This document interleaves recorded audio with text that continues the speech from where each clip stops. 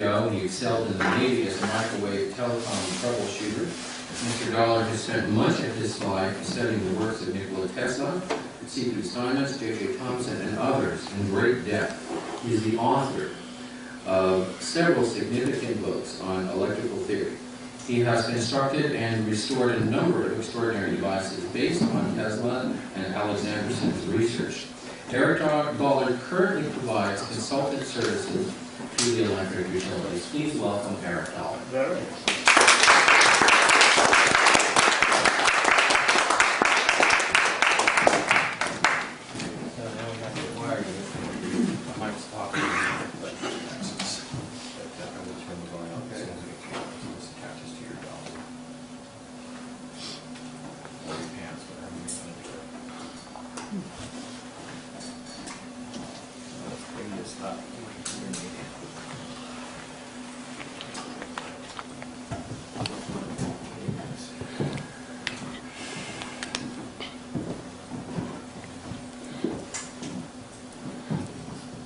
Lighting's kind of tough right in my face.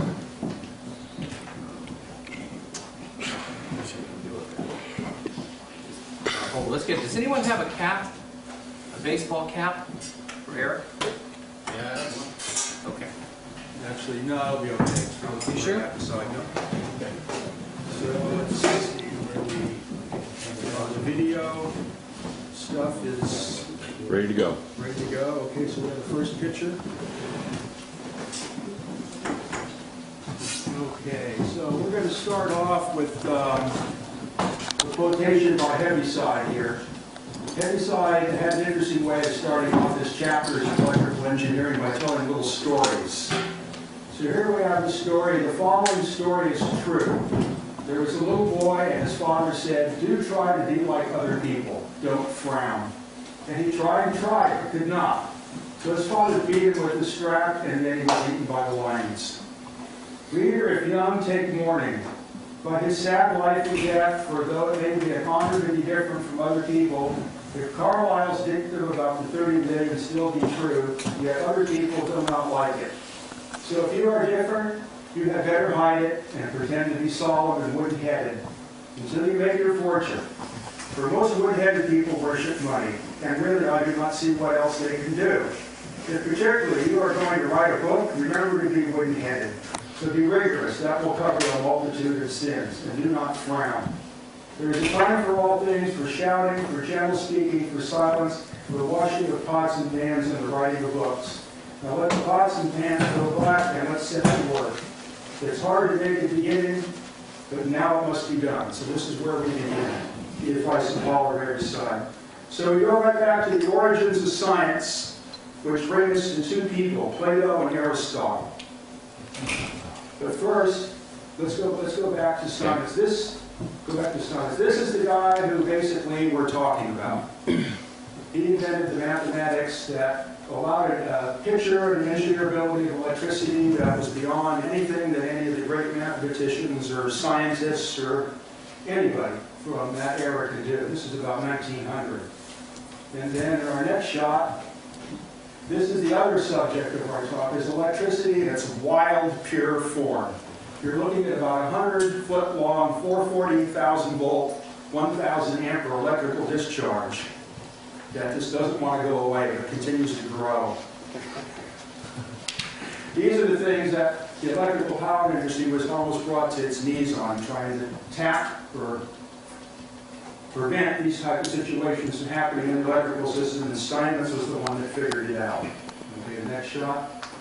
Okay, now Mr. Whittaker wrote a book called Theories of Ether and Electricity, or the historical representation of the theories of ether and electricity that covers all of the scientific work in electricity. It's about a 3-volume set of about 1,500 pages.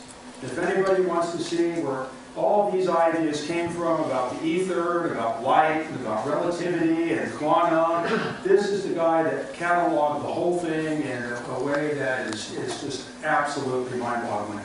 Right down to the finest detail. You can go through all Faraday's experiments and Maxwell's experiments and make your own decision from there, because he doesn't make a decision for you. He just simply outlines the history. So you don't have to redo all the experiments for the past 200 or 300 years. So go to the next shot. Okay, now we have Plato. So our method of thinking comes from two people, Plato, and then we have following him, we have Aristotle. So Plato's thinking was to produce schemes more or less independent of existence, on the basis of all being, and they were totalitarian in nature. For Aristotle, is the systematic experience of the surrounding universe, truth attained progressively through the work of individual efforts. Now, Oliver Heaviside breaks this down a little further in the concept of natural philosophy. All these people, Heaviside, Maxwell, Thomson, everybody that we're going to be talking about consider themselves a natural philosopher. It's a mode of thinking that doesn't really exist anymore today. Now, Heaviside broke the natural philosophy down into two terms. Those are the vitalists, which dealt with the living world, and that of the materialists, which dealt with the non-living world, which of course is us as electrical engineers. Now, we can find the basic beginnings of science out of Aristotle's thought, but it had to be modified by an English Franciscan friar by the name of Ockham in 1350. He broke tradition with medieval thinking around 1350 and can be called the father of modern science. His line of reasoning led to Copernicus, then Galileo, and Kepler. The mode of thinking was now how instead of why. Descartes in the 1600s continued the line of reasoning and developed the first concept of the ether, which is the most important concept in dealing with electricity. Descartes regarded a metaphysics beyond the physical. He called it the last part to be studied, as it is necessary to have previous knowledge of many things. The study of electricity, considering the electric phenomenon as non-physical, is hereby, by Descartes' reasoning, a metaphysical and not a physical study. This is the center of the whole problem. Electricity is not the place for physicists. Okay, now Erasmus in 1509 gave a basic description of pre-Descartes thinking, which basically is where we are back again today. He said, there are innumerable niceties concerning notions, relations, instants, and formalities, which no one can pry into unless they have eyes that can penetrate the thickest darkness, and there can see things that have no existence whatsoever. The very state that Erasmus complains of in 1509 has been reborn in the concepts of relativity and what I refer to as quantum mysticism. Tesla states, the scientists from Franklin to Morse were clear thinkers and did not produce erroneous theories. Scientists today think deeply instead of clearly. One must be sane to think clearly, but one can think deeply and be quite insane. Today's scientists have substituted mathematics for experiments, and they wander through equation after equation and eventually build a structure which has no relation to reality. It's a pretty heavy statement for Tesla to make. Now, Edwin Armstrong, after being ripped off by RCA for his FM invention, really summed up the concept the best with the phrase, they substitute words for reality and then talk about the words. Heaviside gives his idea on what science is really about in his era. Very complicated statements. There is no self-contained theory possible apart from practical meaning. For a language is used in its enunciation, which implies that developed ideas and complicated processes of thought are already in existence, besides the general experience associated therewith. We define things in a phrase using words. These words hail to be explained by other words, and so on forever, in a complicated maze. There is no bottom to anything. We're all antipodians and upside down. The misinterpretation of J.J. Thomson's discovery of the electron greatly hampered the understanding of electricity. And in 1900, Steinmetz summarized the situation in one of his books. He says, unfortunately, to a large extent in dealing with the dielectric field, the prehistoric conception of the electrostatic charge on the conductor still exists, and thereby its use destroys the analogy between the two components of the electric field, the magnetic and the dielectric, and make the consideration of the dielectric field unnecessarily complicated. In actuality, it eliminates the dielectric field and makes it so that you can't calculate it and substitutes electron flow in its place. Wires are not conductors of electricity. This misconception of so-called conductors or wires carrying electricity like water in a pipe was continuously attacked by Heaviside in his writings. The entire article is written on the matter titled, "A Perfect Conductor is a Perfect Obstructor," but does not absorb the electromagnetic energy of the waves. Heaviside states, "It was discovered by mathematical reasoning that when an electric current is started in a wire, it begins entirely in its skin, in fact upon the outside of the skin, and that, in consequence, sufficiently rapidly impressed fluctuations of the current keep to the skin of the wire and do not sensibly penetrate its interior." The concept of electron flow in wires rather than electrical field flow around the wires can be related to seeing the footprints of the invisible man in the snow. Heaviside says now, very few, if any, mathematical electricians, he's writing this in about 1890, very few, if any, mathematical electricians can understand this fact. Many of them neither understand it or believe it. Even many who do believe it so do not because they are told so, I believe, simply because they can at least feel positive about the truth of their own knowledge. An eminent practitioner remarked after prolonged skepticism, "If Sir Thompson says so, who can doubt it?" What a world of worldly wisdom lies in that remark. That's Heaviside's quote. The relativists, with their concept of distorted measurement, or curved space, replacing an ether, and their concept of the equivalency of matter and energy, work great harm into electrical sciences. A post-Maxwellian theory of electromagnetism was to prevail, ignoring the works of Tesla and J.J. Thomson. Tesla states, "For more than 18 years I have been reading treatises, reports of scientific transactions, and articles on Hertz wave theory to keep myself informed, but they've always impressed me of works of fiction. Energy-matter equivalency, as propounded by the relativists, serves to distort the proper understanding of the continuity of energy as represented by Heaviside. The false doctrines of the law of conservation of energy has a deleterious impact on the findings of Steinmetz and others that electrical energy can be synthesized." Relativism sought to eliminate the concept of electricity in its entirety through the denial of the concept of the ether and plunged science into a giant glut of Platonic thinking and thereby established a type of religion called quantum mysticism. It seeks the creation of a spiritual entity such as a goddess in which to engender its framework of thinking. The influence, somewhat forceful, of the British thinking on science has been also a serious impediment upon the growth of electrical science. Foremost was the British Association, establishing a distorted system of units, ohms, farads, and what have you, representing electrical quantities. The effects were disastrous. Arbitrary factors such as 4 pi or the speed of light squared stuck to the electrical units like crap on shoes. The relativists took these parasitic factors, which have no meaning in real terms, and fabricated an entire way of thinking out of them. Heaviside used the phrase the brain-wasting perversity of the British. Euler describes British thinking on gravity as, "The English maintain that attraction is a property essential to all bodies, mutually to approach as if they were impelled by feeling. Other philosophers consider this opinion as absurd and contrary to the principles of rational philosophy." What was happening is the British were trying to say there was nothing in between the objects that attract, such as magnets. That it was purely the bodies themselves, and space in between was void of any active material, which has to be complete nonsense if you're going to deal with electricity. That's where the ether comes in.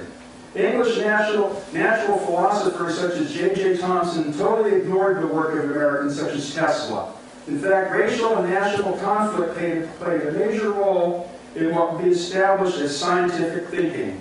The Nolet of France would rail upon the works of American Ben Franklin, the grandfather of modern electrical science. The French would enrage the English with their ideas on Newton, and hereby the English abandoned the ether concept for action in the distance in reprisal. Maxwell was to predominate over Helmholtz. The important works of Goethe and Steiner who came up with a completely complementary concept of electricity and matter, and these things that the British, through Newton, were working on, were completely ignored by the British and Newtonian thinking, even though the works of Steiner are extremely important in understanding certain electrical relationships. Racial mysticism such as Nazism or Zionism has given the world today a twisted nuclear thermodynamic science, producing a divergent culture racing towards destruction. Scientists regarded the Maxwellian concept of the transformer a fantasy. In fact, modern physics' representation of transformer action is the diametric opposite of that of reality. In the matter of Heaviside, let us tell a story. The story is entitled An Explosion at the Shipyard. The USS Lucifer in need of repairs arrives at the shipyard. It is on an important mission to deliver nuclear bombs to Israeli military forces in Iran. Dock electrician, a Mr. Young, came across a bag of meth that has not been seen in days. Substation transformer feeding the dock is not completely connected, and the USS Lucifer needs its power now. Lieutenant Junior Grade Einstein and Master Chief Electrician's mate, Heaviside, look at the transformer and find the pairs of secondary windings not completely connected. The work only partly completed by Mr. Young. Master Chief Heaviside, still sick from last night's liberty, heads for sickbay. He sends Seaman Lopez, who was recently demoted for fighting with blacks in the engine room, to assist Mr. Einstein. Seaman Lopez fancies himself as a real hotshot and is eager to jump in to assist Lieutenant Junior Grade Einstein. Mr. Einstein, having never seen a transformer, asks Seaman Lopez if he knows what connections are. But Lopez replies he's never seen a split-winding transformer before. Now, Mr. Einstein, an MIT graduate in physics, remembers his Maxwell equations, which tell him, in his mind, that the induced EMF on the driven windings X1 and X2 must be out of phase with the induced EMF in the unconnected winding X3 and X4. Thusly, Mr. Einstein tells Lopez to connect X1 to X4 and X2 to X3. Lopez balks, feeling this may not be correct. Remembering back to electrician mate school, Mr. Einstein orders Lopez to make the connections that will be court-martialed for his fighting in the engine room. But Seaman Lopez is not stupid. Mr. Einstein explains the superiority of MIT education over naval EM school. The connections are made, Lopez closes the switch by praying to the Virgin Mary, everybody's killed in the blast. That is where electrical engineering exists today. Sadly enough. Heaviside laments. The question is what now is to be done? Are we modern pygmies who, by looking over the shoulders of the giants, can see somewhat further than they did, to go on perpetuating their errors forever and ever, and even legalizing them? Upon the general acceptance of Einstein's relativity, Oliver Heaviside painted his fingernails pink, removed all the furniture from his house, and slept on a block of stone, and wrote no more. Okay, that's the completion of the first part. Are there any questions? Okay. So now we're going to get into basically what Steinmetz is about, and this engineering and mathematics that I'm going to present here. So Steinmetz came up with what's called the symbolic method of electrical representation, or what's known as the Steinmetz method. Engineering basically is built on mathematics and science, so we have to concentrate a little bit on what mathematics and science is about. Heaviside states that science begins with measurement of quantities. Mathematics is reasoning about quantities.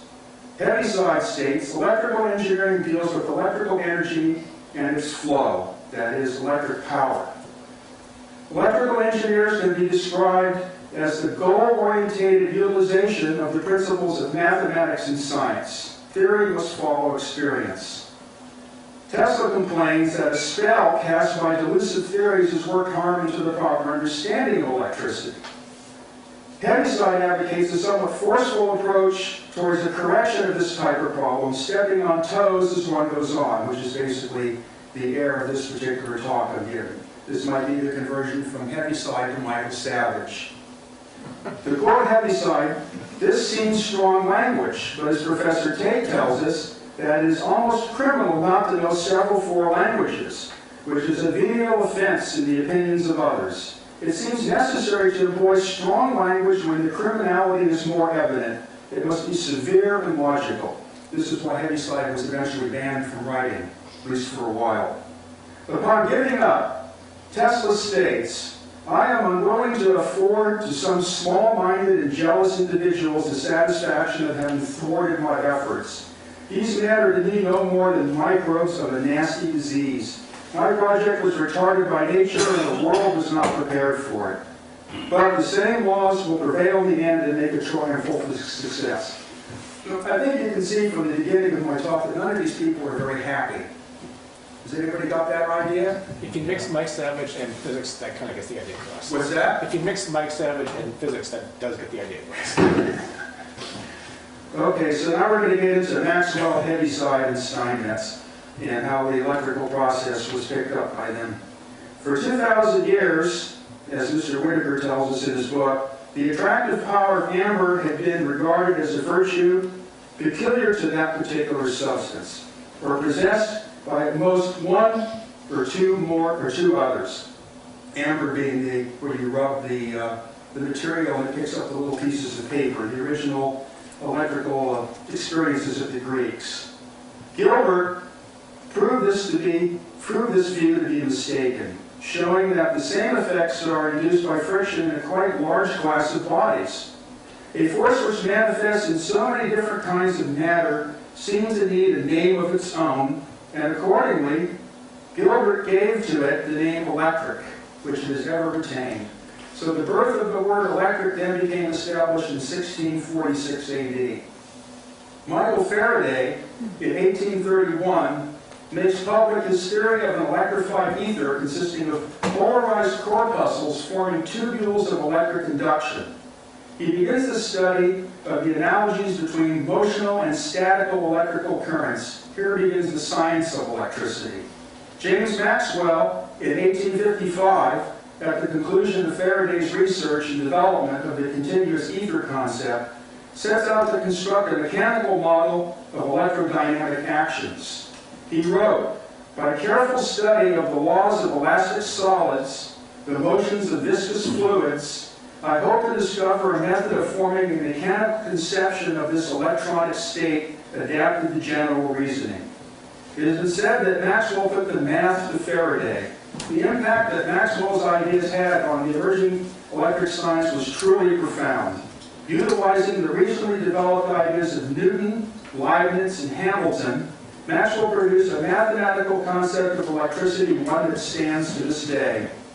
Oliver Heaviside, in 1895, begins to publish a series of articles titled On Electromagnetic Induction and Its Propagation. Here Heaviside develops what he calls electromagnetic theory from the Faraday-Maxwell point of view.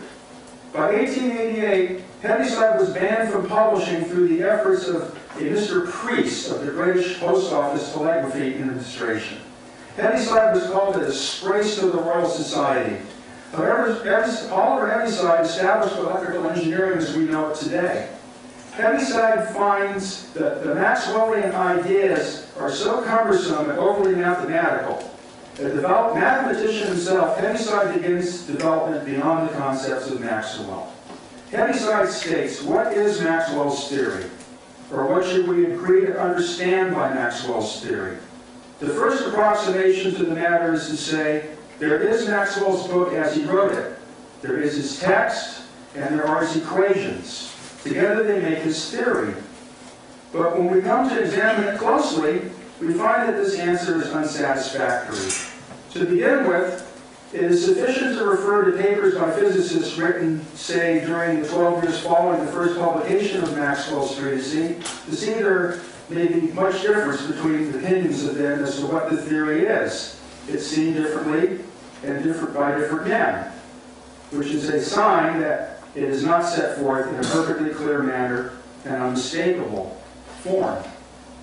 There are so many obscurities and some inconsistencies. Speaking for myself, this is Heaviside speaking, it was only by changing its form of presentation that I was able to see it clearly, and so as to avoid the inconsistencies. Now, there is no finality in growing science. It is therefore impossible to adhere strictly to Maxwell's theory as he gave it to the world, if only on account of it being inconvenient in form.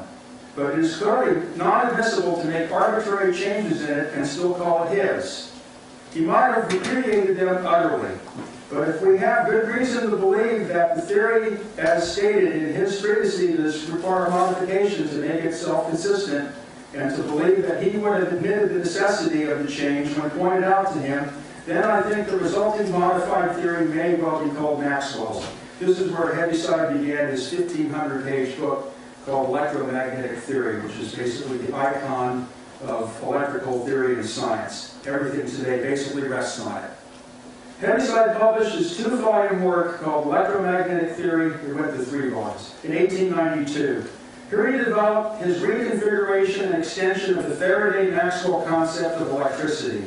Most terms used by electrical engineers, such as impedance, find their origin in these volumes. Oliver Heaviside developed a complete and verified theory of propagation of electric waves on telephone and telegraph lines. The brilliance, right out of abject ignorance, met with harsh opposition. But when AT&T developed the first long-distance lines on Heaviside's theory, the voices of the opposition were silent and their noses went high. While the Maxwellian concepts of Oliver Heaviside found institution in the telephone and telegraph industries, there were certain difficulties in the application of these concepts to the electric power transmission systems, particularly with regard to waves and transformers. By 1900, Charles Proteus Steinmetz had presented his theory of versor operators to replace the cumbersome differential equations utilized by the followers of Maxwell. Steinmetz was severely criticized, notably by Michael Pupin, who had glommed on to Heaviside's principles for AT&T, never mentioning Oliver, of course. However, Steinmetz's method was now a resounding hit amongst electrical engineers who now could forge ahead with Tesla's new system of alternate currents. This mathematical methodology thus allowed the extension of Tesla's AC technology throughout the world. Steinmetz quickly became an cultural icon of the United States of America. Heaviside had begun development of a similar line of thinking 30 years earlier with what he called his impedance operator. This concept, while replacing differential equations, was still too cumbersome for electrical engineers. In addition, it was Maxwellian. The Steinmetz method, being specialized for continuously alternating waves, was of such simplicity that one may get the feeling of cheating or such. In the corporate world that Steinmetz worked his concepts of versor algebra in, as it is called, let's see, I think I see something here. He could never advance it as far as he might take it. The companies were not interested in that, they were interested in machines. While attending a paper presented by Michael Pupin on the Tesla induction motor, Steinmetz remarked that the differential equations made it too mathematical for practicing engineers. He quickly sketched on the blackboard his complex number theory, which was simpler mathematically and also accounted for the losses, not possible in Maxwellian terminology. Upon finishing, Steinmetz was criticized for not using Maxwell coefficients by Pupin. Steinmetz disliked the Maxwell approach because the coefficients of mutual inductance were expressed in a combined form as one magnetic field, where in actuality, in transformers, they exist in two fields, in what Steinmetz calls the mutual flux and the leakage flux. This conception is of utmost importance and serves as one of the main themes of this paper. So Steinmetz was given credit for being allowed by his employer to create electricity from the square root of -1. And this is where we enter the basic theory of the talk. Is it possible to synthesize electrical energy? So, a Vladimir Karakatov, professor of electrical engineering at Cornell University, expressed that Steinmetz was allowed by his employer to create electricity from the square root of -1 at the eulogy of his death in 1923. This appeared in the Cornell Daily Sun on the 29th of October 1923. Before the Steinmetz method, engineers had used differential equations or graphics to calculate alternating current problems. With all the mathematical baggage aside, engineers could see the alternating electric wave with crystal clarity. In this view, a few engineers knew that electrical energy can be synthesized, literally created along certain lines of mathematical reasoning. At a lecture of the American Institute of Electrical Engineers, in which Steinmetz, Tesla, and others threw their ideas back and forth about these, Professor William Anthony stated at the closing of the meeting that within 1 year they were going to have a self-sustaining electrical system that didn't need any fuel. This was in the 1890s. Where is it today? Steinmetz began a study of what's called synchronous parameter variation.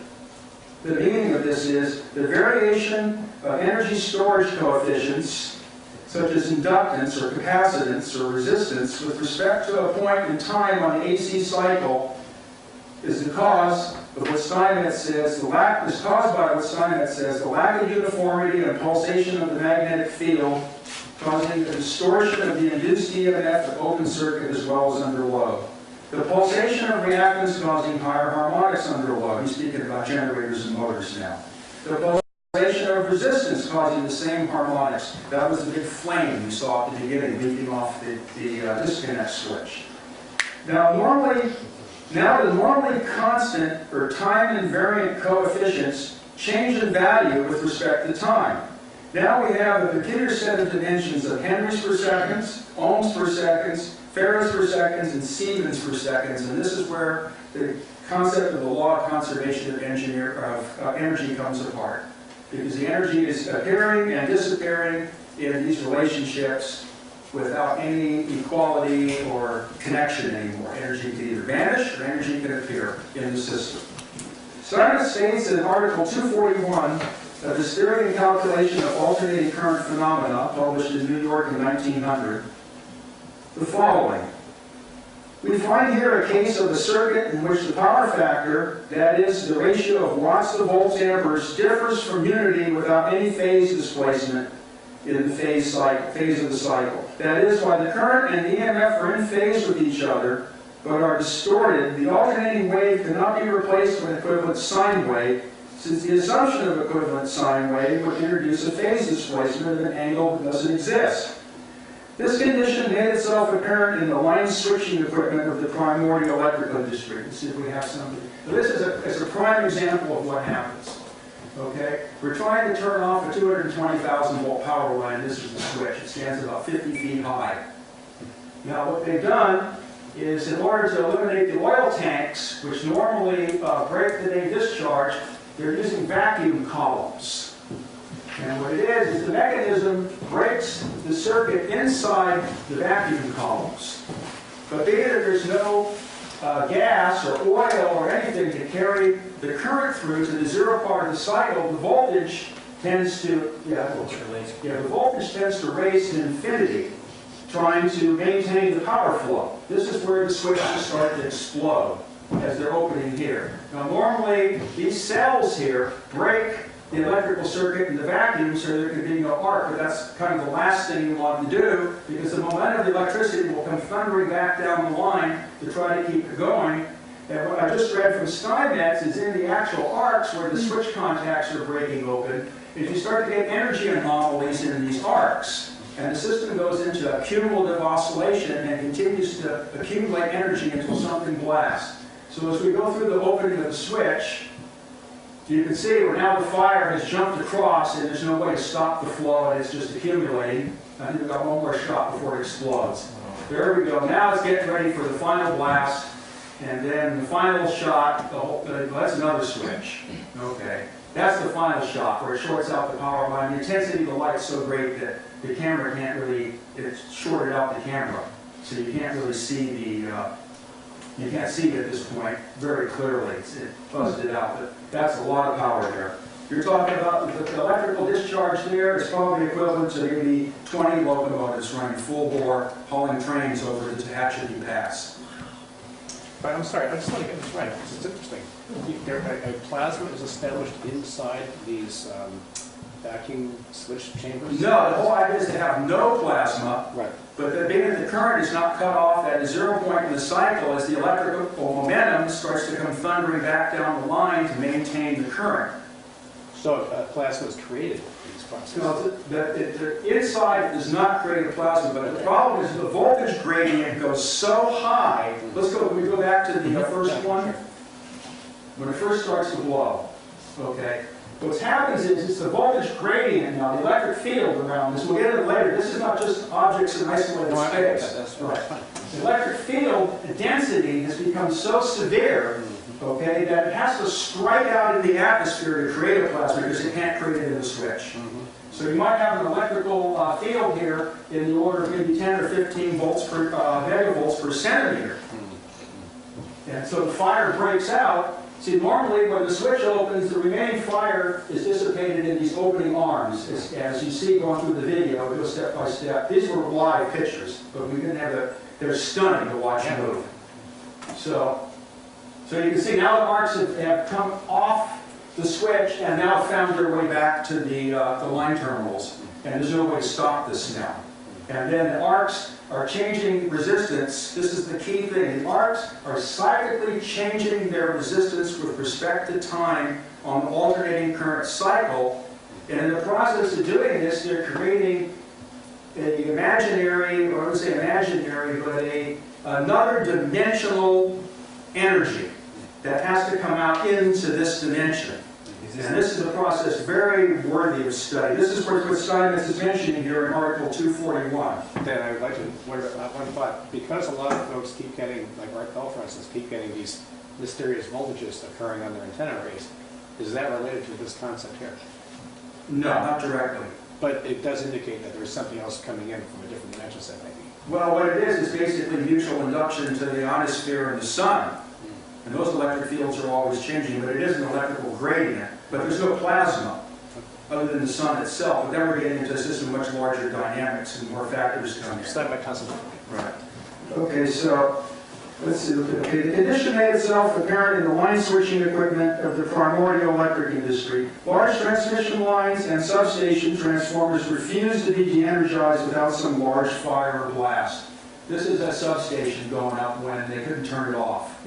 So three shots here. So this is what they were dealing with, and it wasn't a happy situation, and they had no way to stop it. If you tried to turn the stuff off, this is what would happen.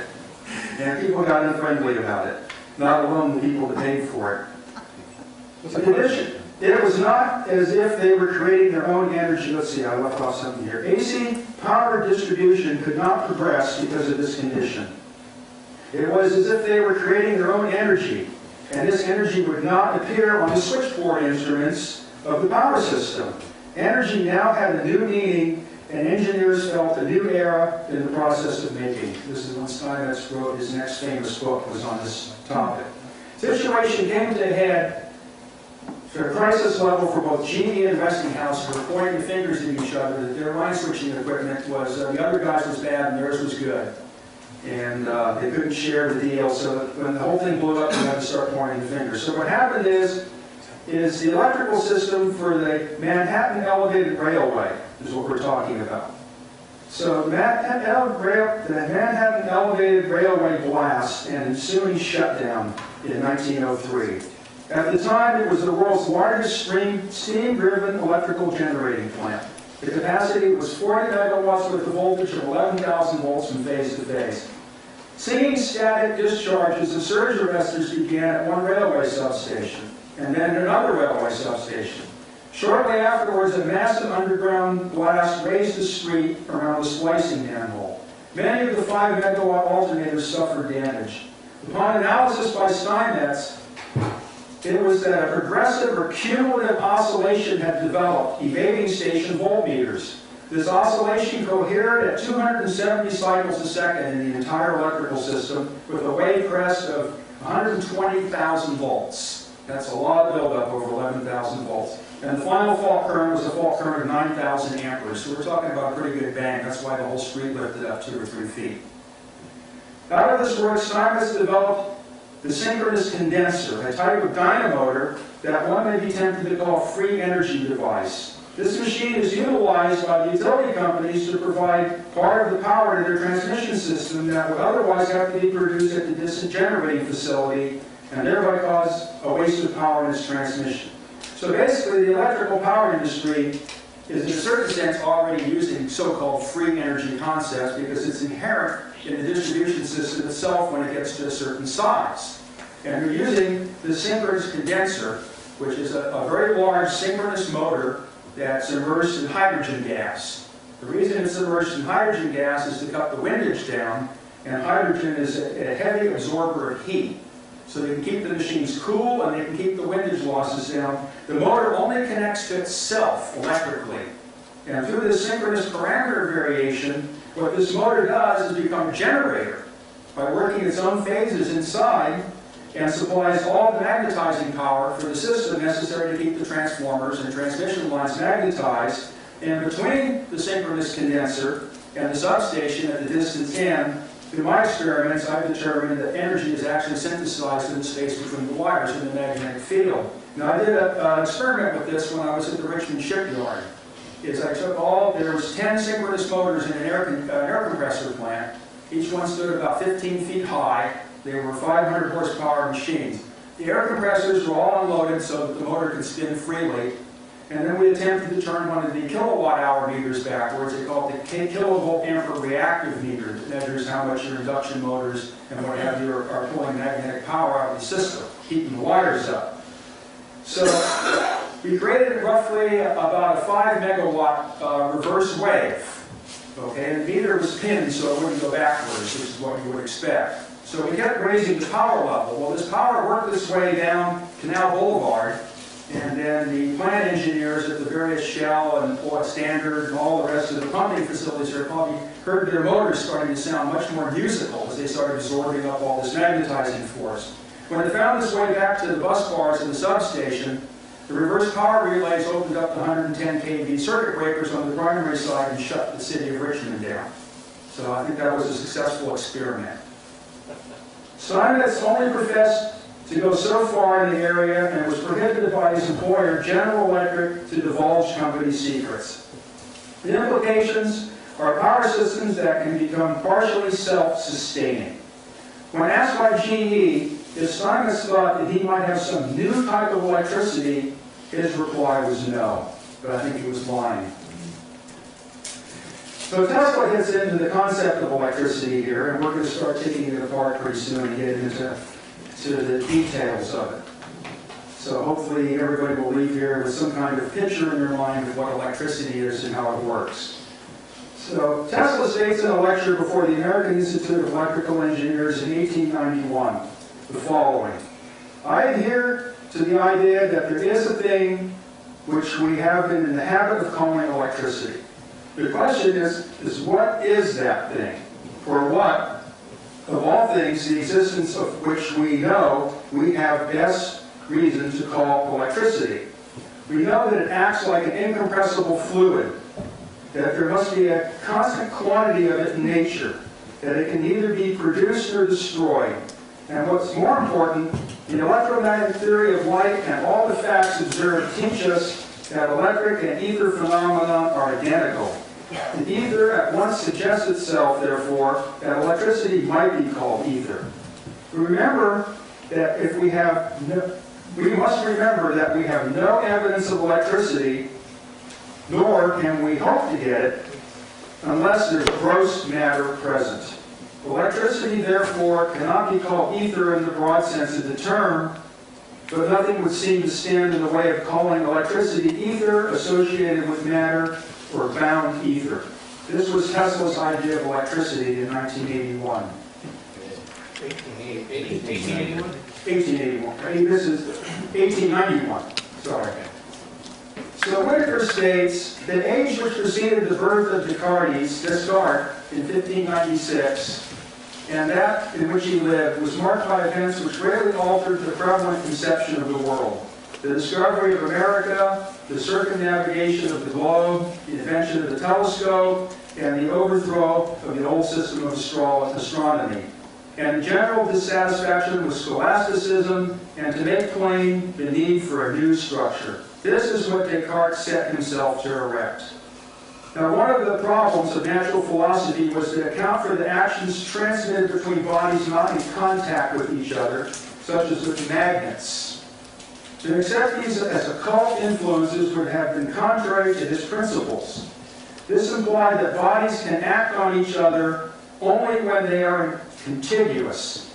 In other words, he derived action at a distance, and this had the further consequence that the space between the moon and the earth, and indeed the whole of space, could not be void. Space is thus, in Descartes' view, a plenum, being occupied by a medium which lay imperceptible to the senses. It is capable of transmitting force and extending efforts on material bodies immersed in it. The ether, as it is called. The word ether had its meaning in Greek originally as the blue sky or the upper rarefied atmosphere. Tesla talks about the ether in this fashion. Nature has stored up in the universe infinite energy. The eternal recipient and transmitter of this infinite energy is the ether.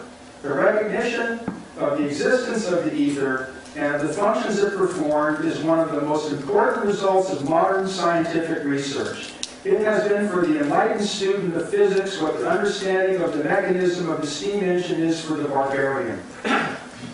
Newton stated that one body may act on another at a distance through a vacuum without a medium of anything is to me so great of an absurdity that I believe no man who has in philosophical matters a competent faculty for thinking can ever fall into.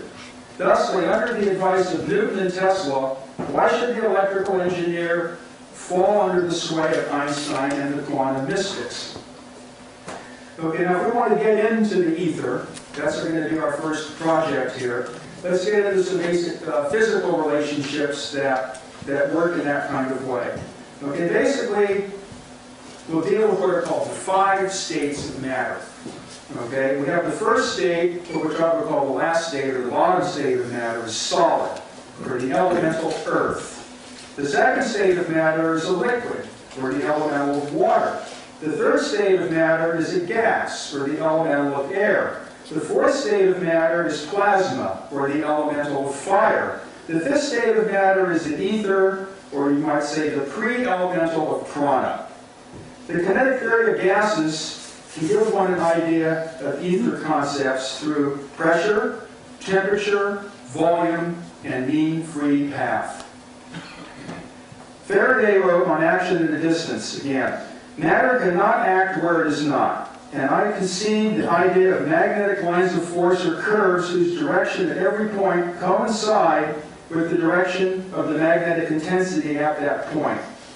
Faraday considered that corpuscles of the ether, you might say atoms of the ether, or ether atoms, considered these to be arranged into tubes of force, and the strength of the field is then indicated by the separation or connection of these unit tubes of force. In other words, Faraday conceived of space filled with these fibers of etheric material. These tubes are contractive or tend to shorten themselves. In other words, they're like rubber dams. But they exert a pressure transverse to their length and are mutually repellent, like they're filled with a pressurized medium. Faraday writes, I cannot refrain from expressing my conviction of the truthfulness of this representation. Faraday's ether consists then of interlocking particles or corpuscles of the ether, which upon being made magnetic arrange themselves end to end, forming a line or slender tube. Maxwell says, thus if we screw iron filings on paper near a magnet, each filing will be magnetized by induction, and the consecutive filings will unite by their opposite poles so as to form fibers. Maxwell continues, the beautiful illustration of the presence of magnetic force affirmed by this experiment naturally tends to make us think of lines of force as something real, and is indicating something more than the mere resultant of two forces whose seat of action at a distance, and which did not exist there at all until the magnet is placed in that part of the field. We cannot help thinking that in every place we find these lines of force, some physical state or action must exist in sufficient energy to produce the actual phenomenon. Maxwell considered first the illustration of Faraday's lines of force, which is affected by the lines of flow of a liquid, and developed a hydrodynamic model of the ether upon which to base his development of electrical theory. That's why we have the term, some people still use the word juice for electricity. Maxwell again states, the facts, the consideration of which has induced me to regard magnetism as a phenomenon of rotation and electric current as a phenomenon of translation, speaking of motions in the ether. Maxwell says further, I suppose that the magnetic medium is divided into small portions or cells. So Maxwell came up with his first solid picture of the ether. I think that's the next chart. Oh, let's see. Let's pause a second so I can change tape Okay. while you're getting up the chart. Oh, are we on the second We're into the ether diagrams now. So we're into the second Yeah, part. yeah. Okay.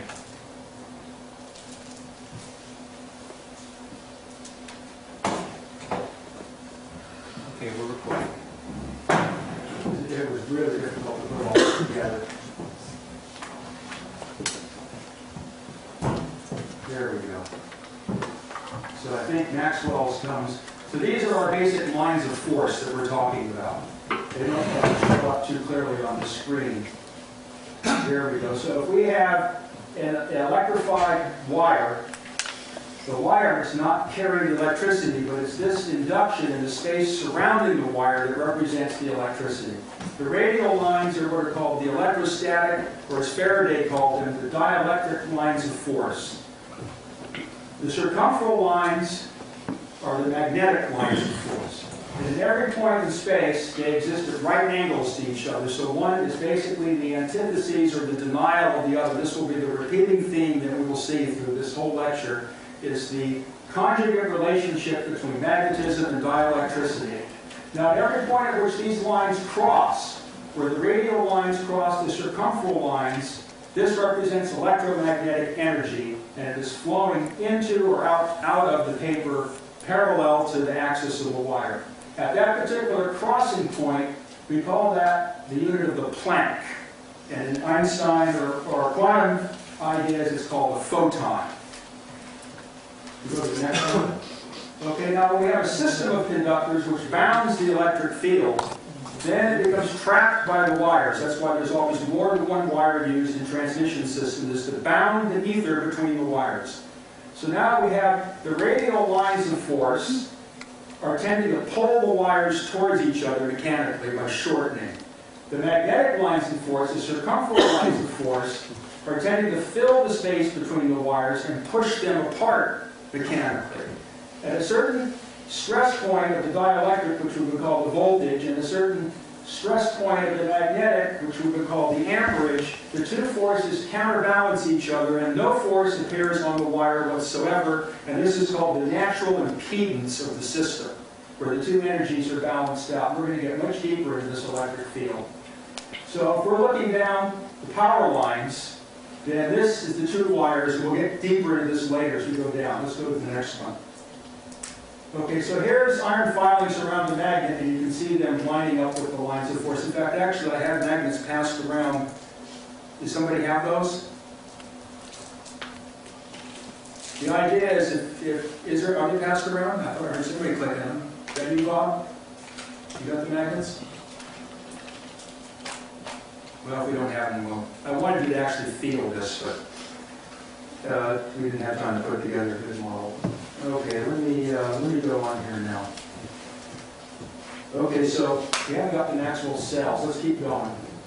Keep going. We can always go back. These are various lines. Here we go. This is Maxwell's paper on the ether and lines of force. Let's keep going. Okay, now this is a drawing out of this notebook. So this is what Maxwell thinks that the ether structures into in its electrified form. Is this cellular construction. And then afterwards, we can read it. He gives this description. Go after it, then we'll read what he says. I suppose that the magnetic medium is divided into small portions of cells. The division or cell walls being composed a single stratum of spherical particles, these particles being electricity. The substance of the cells I suppose to be highly elastic, both with respect to compression and distortion, and I suppose the connection between the cells and the particles in the cell walls to be such there is a perfect rolling without slipping between them, and that they act upon each other tangentially. I then find that if the cells are set in rotation, the medium exerts a stress equivalent to a hydrostatic pressure combined with a longitudinal tension along the line's axis of rotation. If there be two similar systems, the first system, a system of magnets, electric currents, and bodies capable of magnetic induction, and the second composed of cells and cell walls, the density of the cells everywhere proportional to the capacity for magnetic induction at the corresponding point of the other, and the magnitude and direction of the cells proportional to magnetic force. Then, let me go to another page. So he makes his propositions here. We won't go through all this because it's a little more complicated. So let's go back to, let me do some more reading here. Go back to the first flux diagrams. Okay, further back. Don't be afraid to use your laser pointer. Okay. Yeah, let me, that might be helpful. Okay, so here we have the crossing points. Okay, that's the electromagnetism. Then we have the circumferential lines of force, which is the magnetism, which is rotary in character, and is basically dimensionally considered velocity. Now we have the dielectric lines of force, which are everywhere at right angles by definition, being the antitheses of the magnetic. So basically, one becomes the gradient lines for the other. One defines the other in a conjugate or mirror sense. Now these lines of force move along in this direction. Now the magnetic lines of force must surround in closed loops the electrical or electrified objects. They can never end in space. In other words, this is just because it's gone off the paper. The dielectric lines of force must always terminate into what we will call counter space, or what J.J. Thomson called intermolecular dimensions. So by more conventional theory, we could say that this line of force is stuck to an electron on this wire, and this line of force is stuck to a proton in that wire. That would be your more physiochemical representation, but no one really knows what's going on inside these wires. And the electricity all moves this way down the paper at the speed of light. The ratio of these two quantities must always equal the speed of light. This was Maxwell's fantastic discovery that not only is the speed of light a velocity, but it is also the constant ratio between the amount of electrostatic or dielectric and magnetic energies in the system. And the impedance of this type of configuration always tends to be, again, a numerical value based on the geometry. But the speed of light has this duality, and this is where the confusions of Einstein and relativity and everybody emerged from, was this duality of the electric field as discovered by Maxwell. So I'm going to read some more Maxwell. We've gone through the cells. Okay, J.J. Thomson, as well as Heaviside, altered the Faraday-Maxwell concept such that now a electrostatic field constituted the tubes of force, and that a magnetic field was a secondary effect, or Faraday referred to as the dielectric field. J.J. Thomson used the term Faraday tube to describe a unit line of electric force. Let's go to J.J. Thomson's diagram. Okay, here, go back. He's showing the attractive force exerted by dielectric lines of force between two bodies. Now, Thomson felt, unlike Faraday felt that the lines were magnetic, but Heaviside and Thomson felt that the dielectric were the primary, and the magnetism was just that circling around the dielectric. You know, it's kind of like a chicken or egg consideration that's never really been fully resolved because the ether has no tangible physical dimensions. Okay, now what's happening is these lines of force tend to be contracted, pull the plus and minus together. And this basically is a representation of the process of attraction. Now we go to the next one, we have the process of repulsion. So in the process of repulsion, we don't have lines of force pushing the two objects apart. What it is the lines of force now have to terminate on more remote surfaces of molecular dimensions. And what it does is it pulls them away rather than pushes them away. So the repulsive process is not really a pushing apart, it's a pulling apart. And there's a void here in the middle of the absence of electrification rather than a concentration of it. Okay, now Euler's ether, and one of which was described to by Tesla to compensate for, to give an idea of gravity, that's further down the line here. We'll just cover that one briefly because it's specialized. Okay, now both Euler and Tesla felt that there was a type of gas where the mean free path of the particles was so intense because of their extremely high velocity that they would never hit each other in any fathomable distance through space. In other words, they could go for light years through space without hitting each other. It's a peculiar type of gas. Tesla confirmed the existence of these particles, which he called his cosmic rays, which are not really connected to the cosmic rays as they're told today. He had discovered a primary type of cosmic ray, which he said moved at 50 times the velocity of light. Now, what these guys all thought is that what gravity is, because it's not just simply two things attracting, something has to make them pull together. And we saw by the lines of force that what appears to be pushing apart is really pulling apart. If we look at it this way, is that these randomly moving ultra gas particles strike an object, many of them will go right through. And these rays can be detected in the deepest mines of the world without suffering any attenuation. They can go right through the planet. But a certain amount of them will hit something. Now what happens is that creates a dead zone.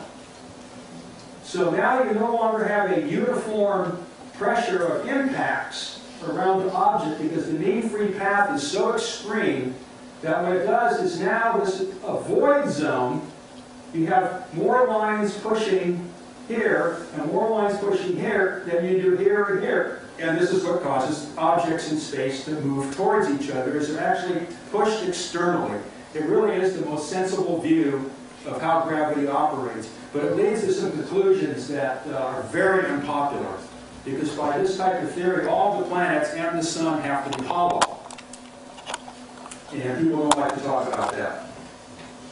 So Tesla also regards the ether as a gas and succeeds to produce these ultrafine high-speed particles in his vacuum tubes. And I duplicated this in an experiment. He claims velocity is 15 times that of light. Tesla's tubes gave the ether the properties of mechanical force against ponderable matter. I'll describe an experiment I did where I took these special Tesla type of currents that we'll get into later why they're different and energized light bulbs with them. Well, light bulbs don't light up like normal on this because this is not normal electricity.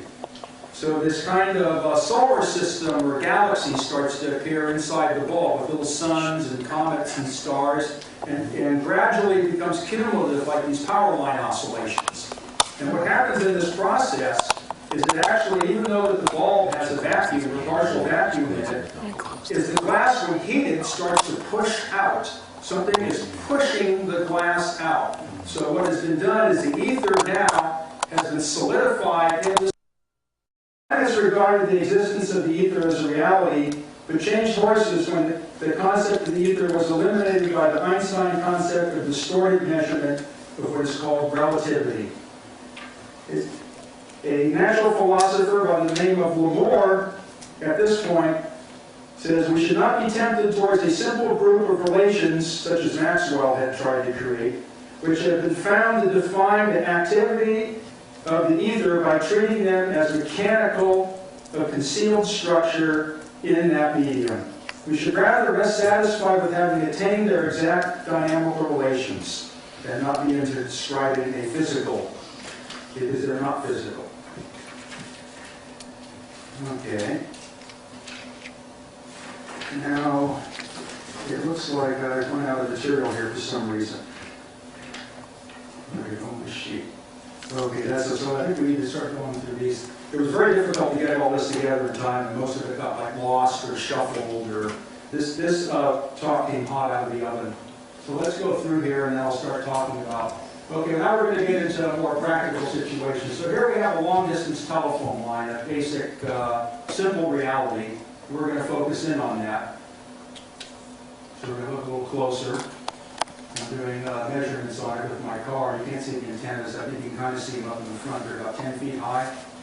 The car has equipment in it to give it the ability to sense the way insects do with their antennas through the electrostatic field. That special equipment inside the car right now, determining what kind of forces are around various power lines and rocks and those type of things. It's part of my research. Okay, we'll take another shot. Okay, now we're into each individual transmission pair. Okay, we'll focus in tighter. So this is what we're dealing with. Okay, now we're going to go to a graphical. This is what we have. There's the two wires.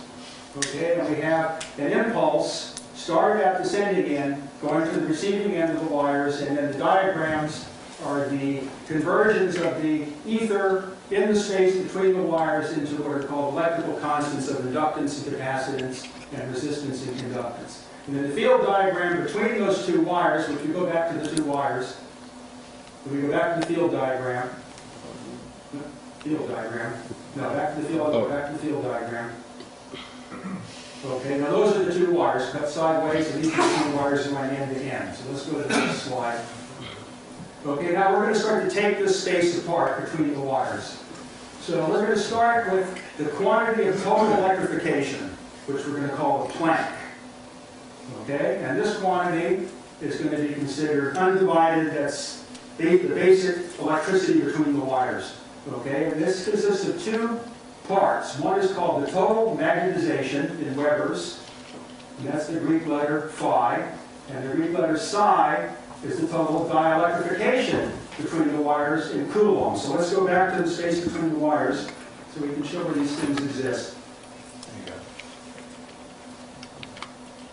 It's fun games with like all this technology does. I guess I have to hold it. Okay. So this here in this diagram is the dielectrification.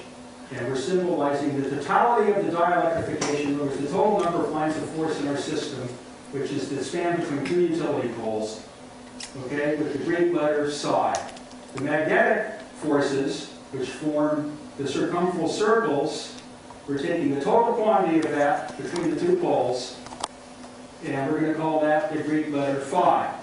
And then the point at which these unite, the net sum of all those, we're going to call Q, or the total electrification of the system. So let's go back to our equations. So we have the total electrification, and then we have the magnetization and the dielectrification, and these are named after Planck, Weber, and Coulomb. So let's look at them. There's Max Planck. These are all very famous people. A lot of you don't even hear about. Let's go to Weber.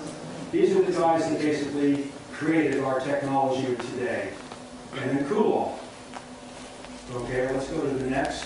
Now we're going to start to get this stuff broken down. So we'll get our basic relationships. So if we take the ratio of the total electrification to the total dielectrification, then that gives us the magnetism in Webers. If we take the total electrification, the ratio of that to the total magnetization, then obviously that gives us the total dielectrification.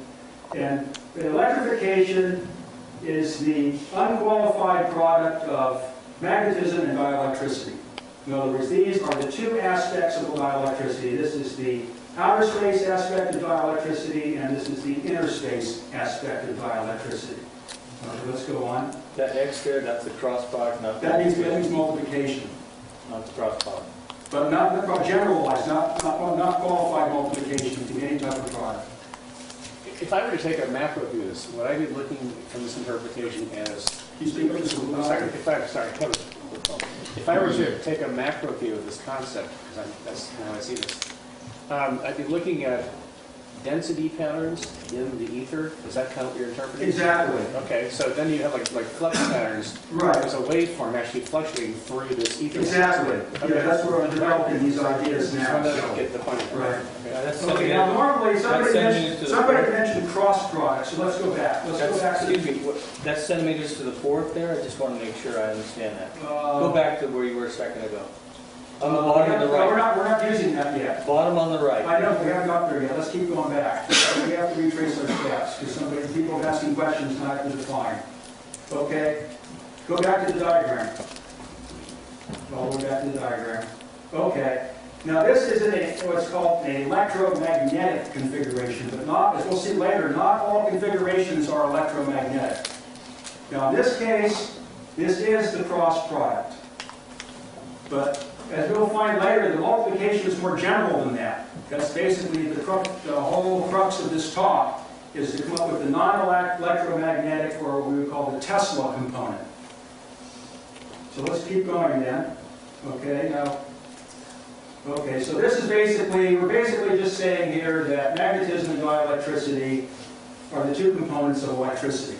Steinmetz eliminated the use of the word electric field, because it's not correct. We call it the dielectric field in Faraday's terminology. Everybody has agreed upon the magnetic. In Steinmetz's electrical theory, electricity has to be the product of these two quantities. If it is not, if it's just one or the other, it's not electricity. So a charged capacitor is not electricity. Okay, a trapped magnetic field in a motor winding is not electricity. It's only when these two things cooperate interdimensionally with the relationship where the energy of one is exchanged into the energy of the other through a cyclic process do we have the appearance of electricity. Okay, let's go on. Okay, so now when we start to deal with this stuff in space, we start to get into some complexities, and that's what I'm trying to present here. So if we take the total magnetic densities, okay, and on a per area basis, in other words, we have lines per square centimeter. We call this, let's call this the density of magnetic induction, which would be in Webers per centimeter squared, in other words, square centimeters. Okay, obviously we can do the same thing for the dielectric condition. So if we have a cube sitting in there, in between the wires, there's going to be a certain number of lines of force going through this 1 square centimeter clear plastic cube that the waves just go right through. The wires are just the boundary. The electricity is flowing in this dielectric between the wires. This was Maxwell's profound discovery, that electricity does not flow in conductors. In fact, actually, in the days of Franklin, metals were called non-electrics because they destroyed the electric field. The complete opposite conception of what's been put in our minds today. Okay, we have an interesting situation. Now, if we try to take this back to the electrification, we have area squared, and this is going to pop up again and again, is now we have the dimensions of space to the 4th power, which a physicist would be tempted to call 4-dimensional space, but we're going to modify that concept because that leads errors into the mind state. So we're going to work around that, and I'll get into that a little later. So basically, these are just our basic tenets of what's to follow. What I'm trying to do is so that everybody knows what these terms that we bandy about are, like volts, amps, ohms, watts, coulombs. Everybody uses these words in electricity, but nobody really knows what their definition is. I could ask everybody in this room what a volt is, and I would get a different answer, and chances are almost everyone would be wrong. But we're going to learn what a volt is. So let's move on. Okay, so if we take the quantity of electrification, and we vary that with respect to time, in other words, it gets stronger or weaker, or moves somehow so that in time its quantity changes, we call that work, or energy, in joules.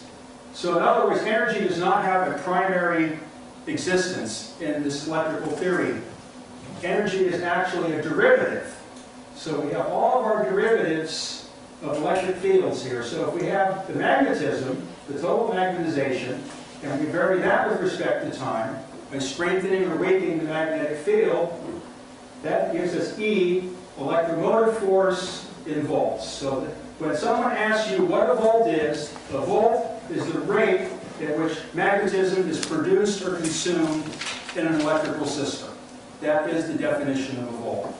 Okay, now, if we take the total quantity of dielectrification, okay, and vary that with respect to time, in other words, we either produce or consume a dielectric field, and it changes with respect to time, we call that I.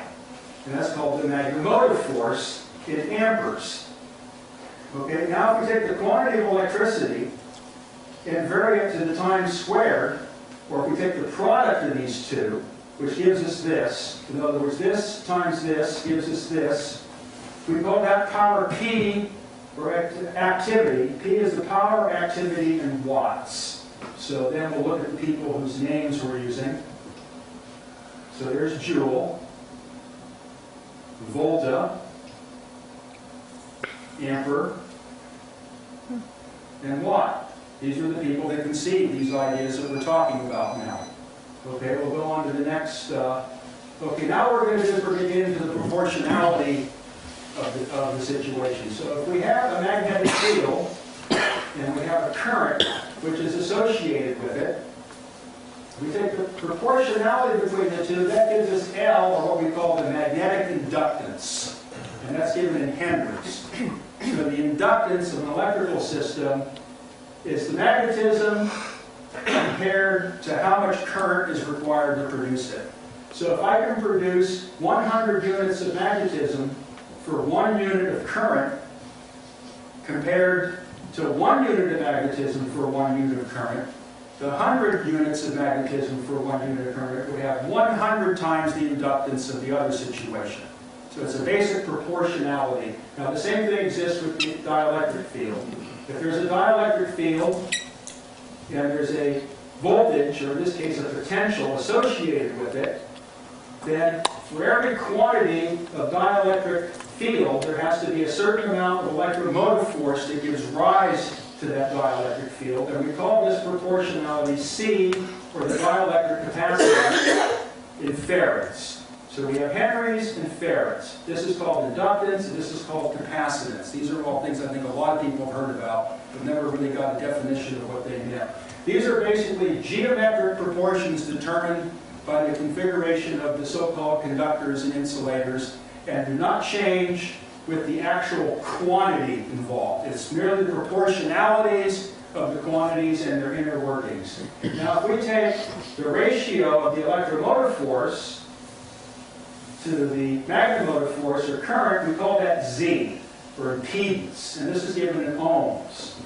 And conversely, if we look at it from the dielectric point of view, if we take the magnetomotive force, or current, and take the proportionality of that to the amount of voltage, or EMF, or potential of the system, that gives us Y, which is called the admittance. This was a word developed by Steinmetz. This was a word developed by Heaviside to describe these things. And that's given in a word called Siemens. And then we'll look at the people that are attributed to the development of this. Henry was an American, by the way. He was called the American Faraday. But he being an American, the British made sure that he was kind of left out of the story, so you don't hear about his experiments. But without him, Morse couldn't have developed the telegraph, because Morse was a painter and an artist. He was not an electrical engineer, and he needed Henry to wind all of his coils. Okay, and with Faraday, Faraday is basically the granddaddy of all of this. They call him the Columbus of electricity. It was his experiments that started the electrical age. He used no mathematics. It was all done with pieces of wood and bottles and things like that. No big giant Livermore labs, none of these things. Yet his work stands to this day. Okay, we'll go on. Then Ohm, he was the one that found the proportions between these constants that we saw earlier, like the amount of electricity to the amount of magnetism, or the amount of volts to amps. They didn't have a lot of these words back then. Made it hard for them to work on. There was no volt or amp or ohm. But Ohm was the one that worked these relationships and produced them for the first time. Then we go to Siemens. Siemens was successfully created one of the world's first long-distance telegraph lines that went all the way from Russia to India. And massive quantities of scientific information were gleaned out of this, and this is basically what started Oliver Heaviside, because he was the first mathematician to analyze the telegraph and telephone line, which created our modern engineering mathematics. Okay, let's keep going. Okay, now we have a situation that's a little different. These are where our energy anomalies occur, is in these type of conditions. Okay, if we have the inductance of a system, and we vary that with respect to time, in other words, if I have an electromagnet and the core is moving, so that like in a motor, so that the inductance is varying with respect to time, we call that R, or resistance. Okay, which can be either given in henries per second, but customarily we call that an ohm because it's in the same dimensions as impedance. And then conversely, if we vary the capacitance with respect to time, we call that G, or conductance, which in America they use ohms name backwards, or mho, which is inconvenient, so I stuck with the Siemens because that letter S is actually needed later down the line. It turns out to be in a generalized electrical system. This component represents the destruction of energy, and this component represents the creation of energy in an electrical system.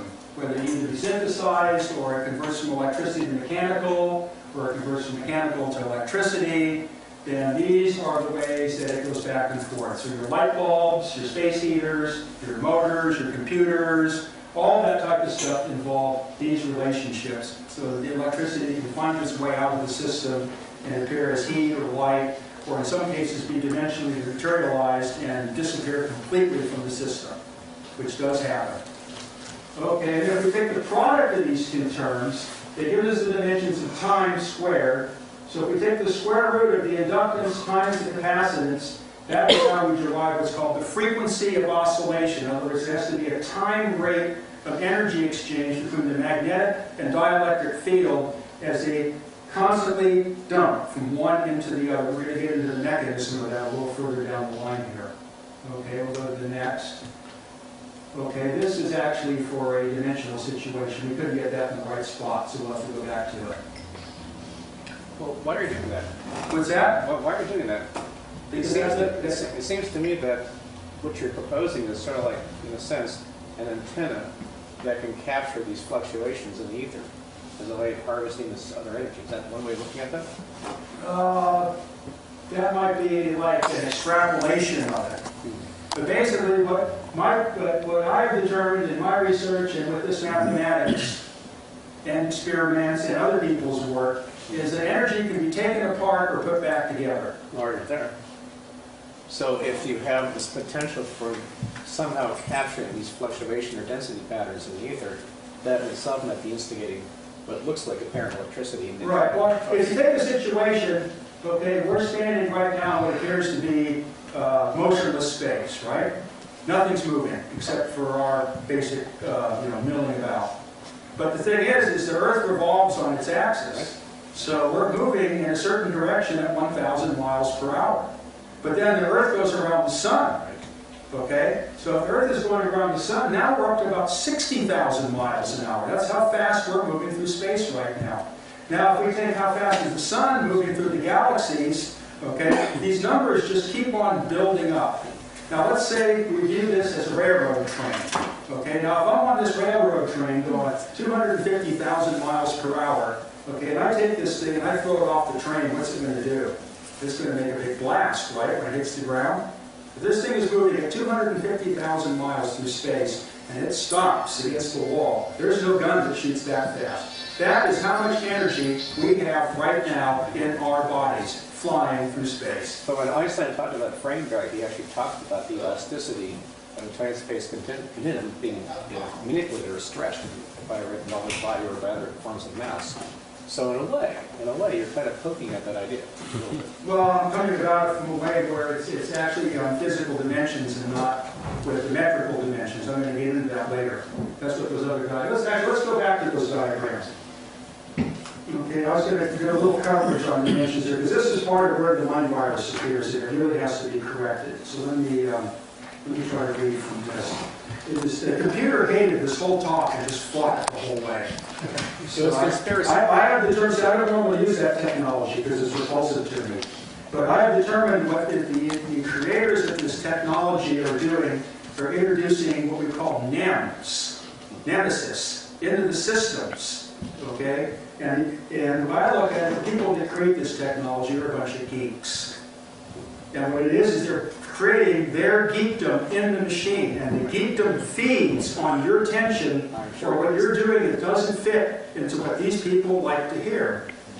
A friend of mine referred to it as a Trojan horse.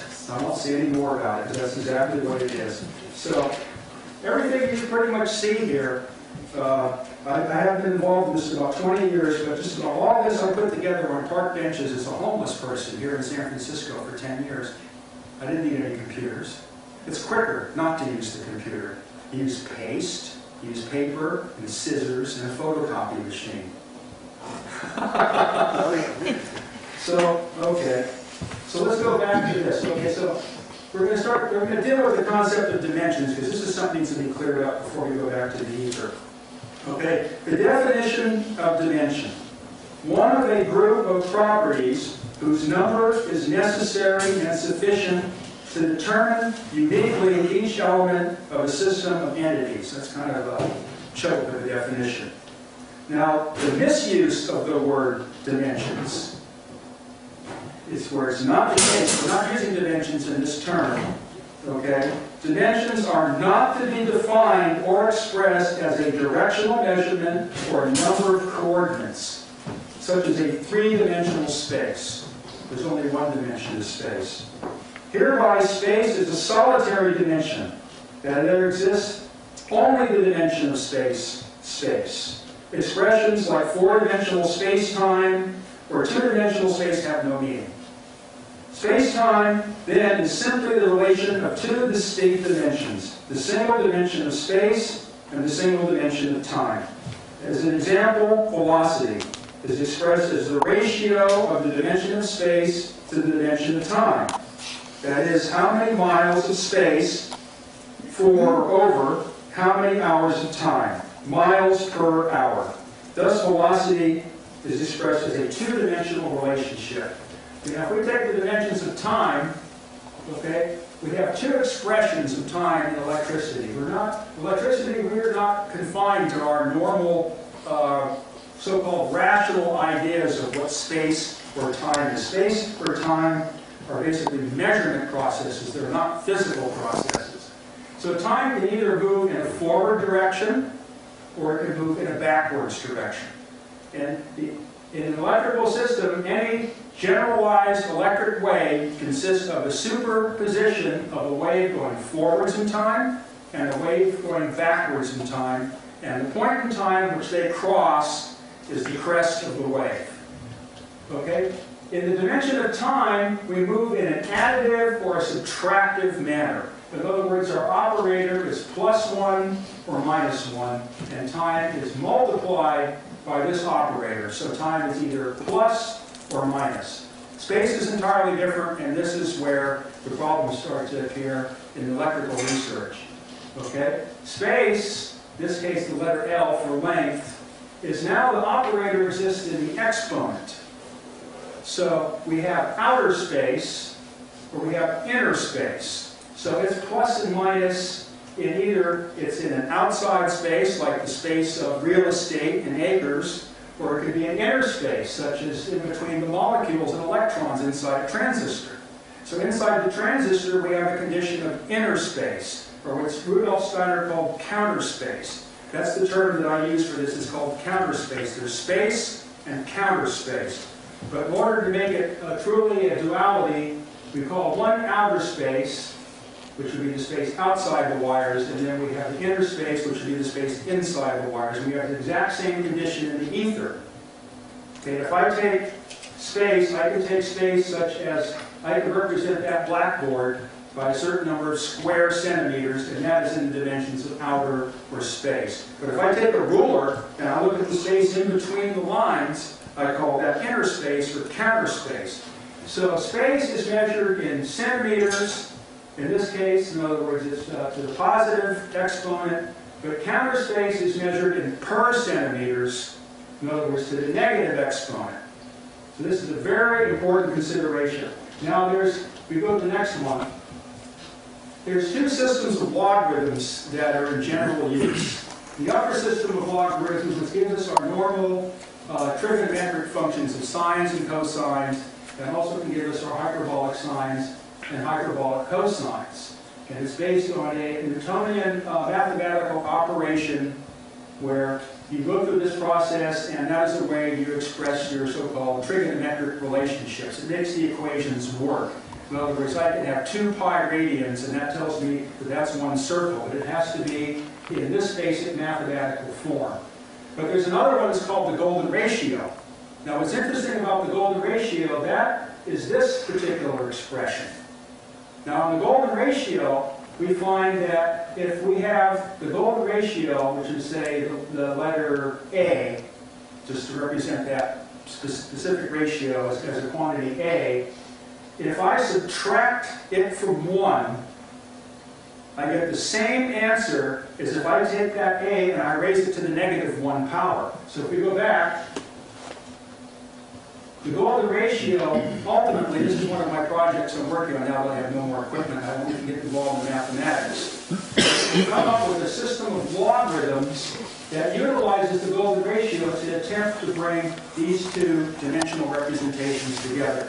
Now, what Steinmetz did in his study of power lines is, in order to eliminate having to use these multiple differential equations to go from space to time and express space-time, what he did is he measured the length of all the power lines in light seconds.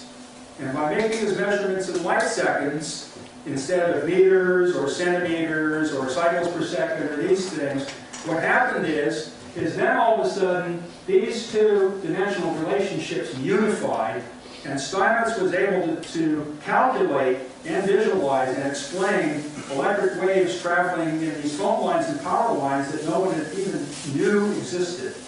Most of this stuff will not even appear on the voltmeters in a lot of systems, so there's no way to measure it, because they're existing in these various time frames, going backwards and forwards in spaces.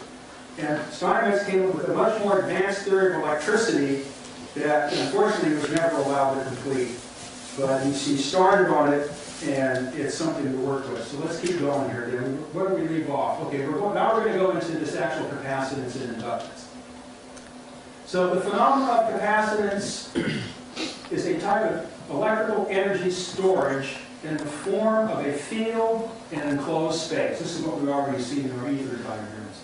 This space is typically bounded by two parallel metallic plates or two metallic foils with an intervening insulator or dielectric. A nearly infinite variety of more complex structures can exhibit capacity as long as there is a difference in electric potential, or electric potential exists between various areas of the structure.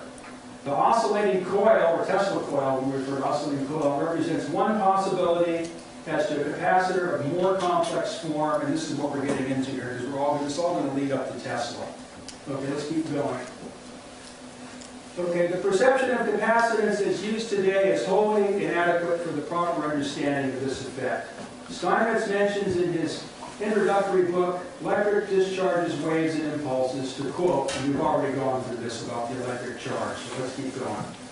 Okay, we'll keep going. All the lines of magnetic force are closed themselves. All lines of dielectric force terminate on conductors, but may form closed loops in electromagnetic radiation. These represent the basic laws of lines of force. It can be seen from these laws that any line of force cannot just end in space. We've pretty much seen this graphically already, so let's continue. Faraday felt strongly that action at a distance is not possible through empty space. Or in other words, matter cannot act where it is not. He considered space pervaded with these lines of force.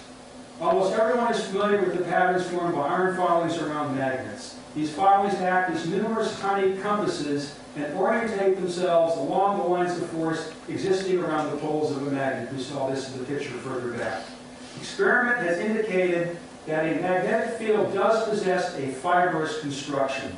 By passing a coil of wire through a strong magnetic field and listening to the coil output in a pair of headphones, the experimenter will notice the scraping noise, in other words, the sound of the lines of force breaking on the conductors. J.J. Thomson performed further experiments involving ionization of gases that indicate the field is not continuous, but it's a fibrous structure. He presents this in his book, Electricity and Matter, in 1906. This is where he developed the concept of the electron. Okay, we'll keep going. Consider the space between poles of a magnet or a capacitor as full lines of electric force. And we've already seen the pictures.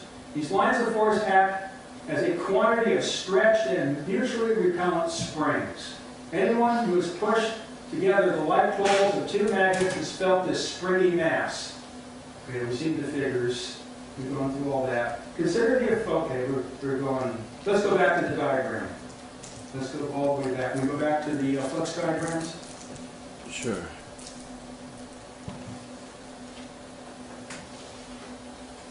Keep going. This one.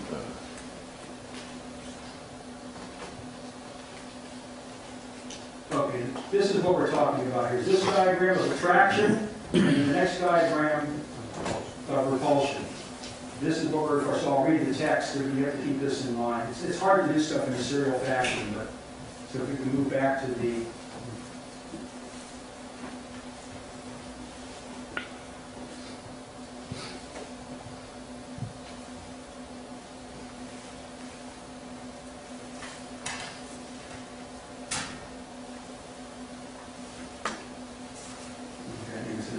okay, so now we're talking about, okay, in figure 1, the lines of force are more dense along AB between the poles, and that more lines on A are facing B that are projecting outwards to infinity. So in other words, the lines are in between the two objects. Considering the effects of the lines of force on A, these lines are in a state of tension and pull on A. Because more are pulling on A towards B than those pulling on A away from B, we have what appears to be the phenomenon of physical attraction.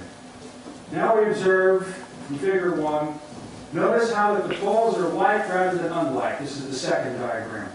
Where all lines pull A away from B. This is the phenomenon of physical repulsion.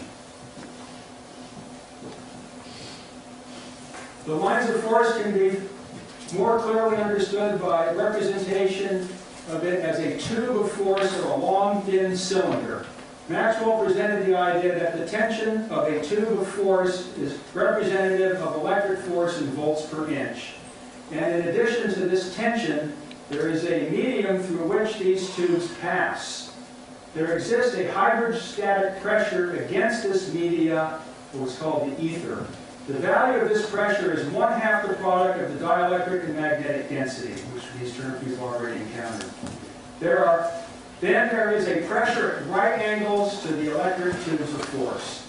If through the growth of a field the tubes of force spread sideways or in width, the broadside drag through the medium represents the magnetic reaction to the growth and intensity of an electric current. However, if a tube of force is caused to move endwise, it will glide through the medium with little or no drag as if little surface is offered. This is the opposite type of wave to the electromagnetic wave. The first one, sideways movement of the lines of force, is like moving a sail through the atmosphere. There must be a reaction.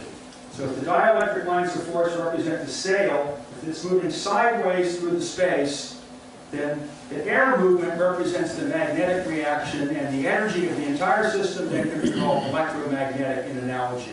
But if the lines of force, if the sail is made to move sideways, there is no drag through the air, there is no velocity of light, there is no magnetic field, and now we have the world of Nikola Tesla.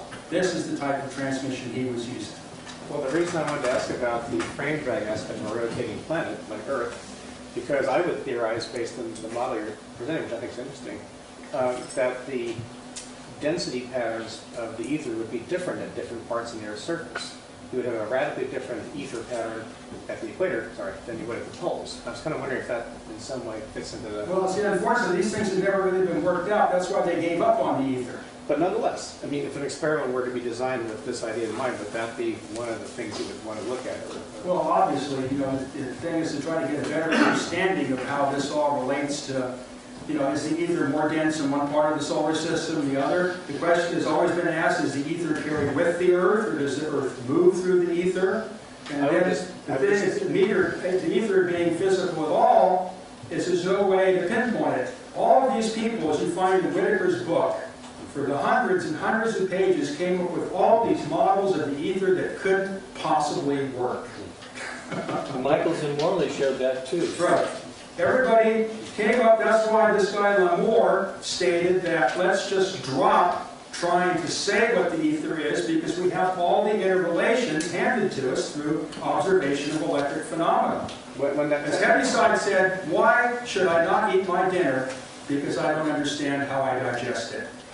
When the tether was towed behind the space shuttle, by poof, I'm kind of curious, how do you see that as fitting into this framework of reference? Remember the tether that was towed behind the space shuttle? Yeah, they're trying to drag the capacitor, right? Actually, they were kind of unclear as to what they were trying to do, but the theory was they were trying to see if they could actually collect voltage from the Earth. Well, obviously they did. Well, they did. but the fun part was they got much more than they thought they were going to get.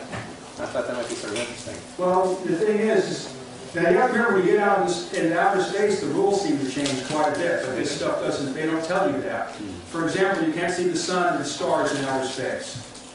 You can see the moon, you can see your hand, you can see the spaceship, you can see rocks, you can see the planets, but you can't see the sun and you can't see the stars. So there's something about, there's a primary light and a secondary light, and then you have to figure what kind of voltage gradients exist between the Earth and the sun when Tesla says the sun is charged with 2 billion volts of electricity. The whole of the solar system, and it's the only way to explain how a planet like Pluto because a large number of planets are lining up right now. And what this does is this causes solar flares. Okay, the physicists, you tell that to the physicist, particularly the astronomer, they'll be twitching on the floor, puking their lunch out. But nevertheless, this is well known by all RCA engineers, and it doesn't matter what physicists think, because all RCA cares about is money. And if the transmitters don't work, then the money gets cut off. So what RCA found is that planetary alignments influence the solar flares and the electrical conditions of space and cause these massive changes in radio propagation that go beyond anything you can explain with aurora borealis, or because I studied this stuff for a long time at Sonoma State with all the RCA equipment, and there's something much deeper going on here. If you look at the planets as elements of a capacitor, and there's electrostatic lines of force between all of these planets, then it seems to make sense that if they move into configuration, the lines of force will be able to join up better. And it's also a condition of capacitance, as we'll get into some of it here, is if you take two objects which have an electrostatic field between them, and the more you try to separate them, because they mechanically want to pull each other together, the more you try to separate them, the higher the voltage has to raise in order to keep the quantity of energy constant, according to the law of conservation of energy. And the voltage will continue to raise, and this is how lightning is formed, until eventually nothing can withstand that stress, and it blasts. So this is going on in outer space, and somehow, as a friend of mine said, NASA is abbreviation for never a straight answer. Well, actually, okay, that's a very good answer. But you do have a comrade, and I'm sorry I can't remember the name now. Sorry, Pierre probably knows it. There's a guy who wrote a book called The Electric Universe. And he has Yeah, I'm trying to communicate with him, but he doesn't seem to be interested in anything we're working on. But your whole idea of the planets lining up in the capacitance, I mean... Well, it's not my idea, it's kind of what the idea. I'm not really creating any of this, I'm just taking all the pieces and putting them together. I'm just kind of, you know, they told me in high school that I was retarded. So I'm just kind of, you know, a homeless person that just takes books and pastes pages on, you know, other pieces of paper in the public library. I was accused of this, it's okay. But I Let mean, me get back to this because I don't want to lose track of our concepts. So we're talking about lines of force and capacitance.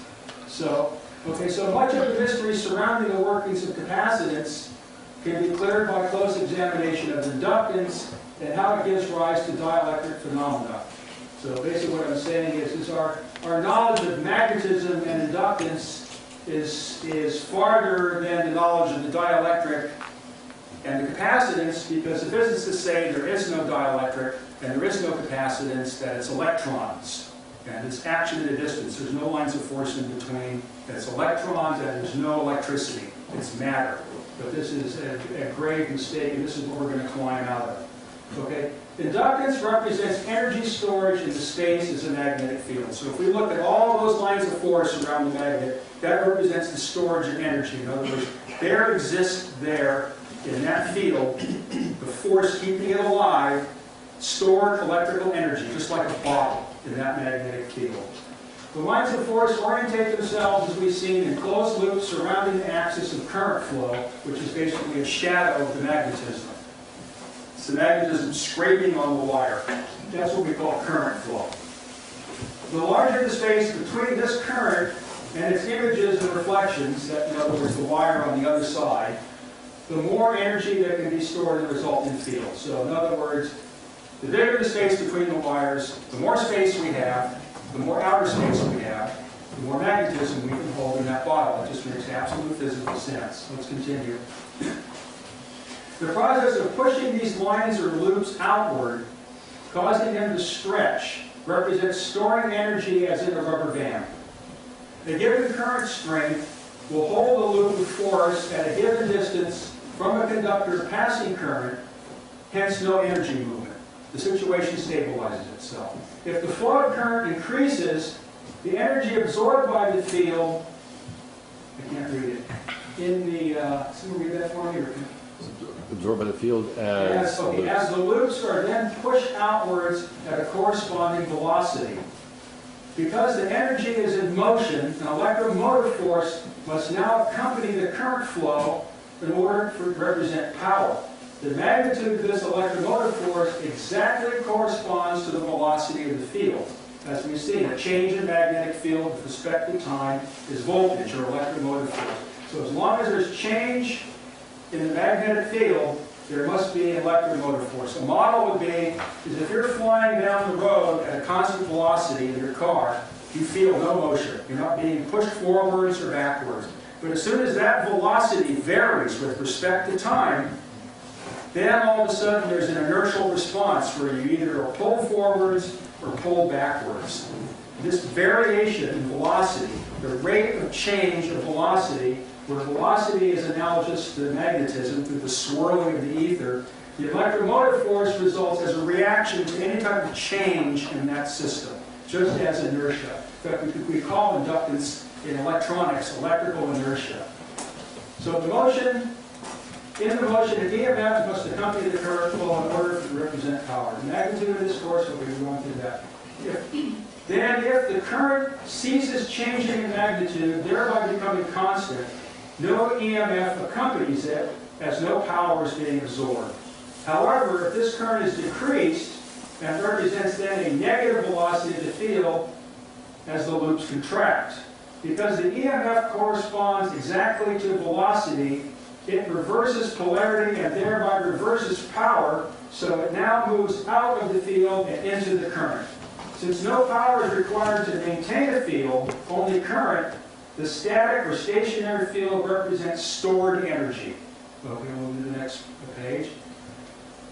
Many interesting features of inductance manifest themselves in the two limiting cases of trapping the energy or releasing it instantly. We call these the limits of zero and infinity. In other words, time equals zero, or time is instantaneous. In other words, there's no time to grab onto. When it is switched off, the inductance drains its energy into the resistance that converts it into a form of heat. We will assume a perfect inductor that has no resistance. In other words, we have a coil or a system that's cooled to absolute zero, let's say.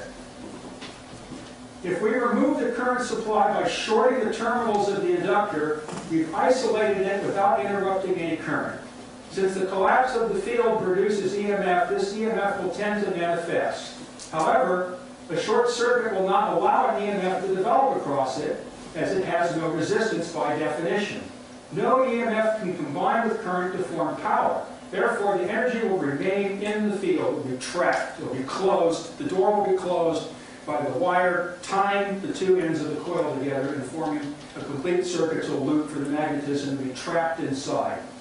The experiment of this is if you take a piece of lead cooled to absolute zero and drop it in liquid helium that's cooling it to absolute zero in a magnet, is it will float on the magnetic lines of force, because now it's become a perfect conductor, which is not true. It's a perfect obstructor, like Heaviside says. The magnetism cannot get into the counterspatial or interdimensional material of the metals because of the absolute zero and cause electron flow. So the so-called conductor will float on the magnetism because there can't be any change in the energy balance. So you have like a type of magnetic shock absorber or spring. It can't fall down because the magnetism will hold it up for exactly what we're talking about here. Any attempt to collapse the field increases the current but pushes it right back out. This is one form of storage of energy. Okay, now we're going to go on. Okay, we're going back to our field. This is where our energy actions are, is in this field. Let's keep going. Going back to our fields again. So this is the space we're in. Okay, now, very interesting and dangerous phenomena manifest themselves. This is particularly when you're working on DC ships. This is something you really have to watch out for. Manifests itself when the current path is interrupted. In other words, if you break the circuit wide open, like one of those vacuum switches tried to do on the substation disconnects. In this case, the resistance is best represented by its inverse, conductance. The conductance is then zero. Because the current vanishes instantly, the field collapses at the velocity approaching that of light, theoretically. That still hasn't been measured. As EMF is directly related to velocity of flux, it tends towards infinity. Very powerful effects are produced because the field is attempting to maintain current by producing whatever electromotive force is required. That's what starts feeding these flames on the switches. If a considerable amount of energy exists, say several kilowatt hours, that's what you use in your house in one day, or 250 kilowatts for a lightning stroke. Lightning stroke has 250 kilowatt hours, or 250 units of energy we're dealing with here. The ensuing discharge can produce most profound effects and completely destroy adequately protected apparatus. So if, let's say I have a 50 horsepower DC motor, it has these giant inductance coils in it to create magnetism.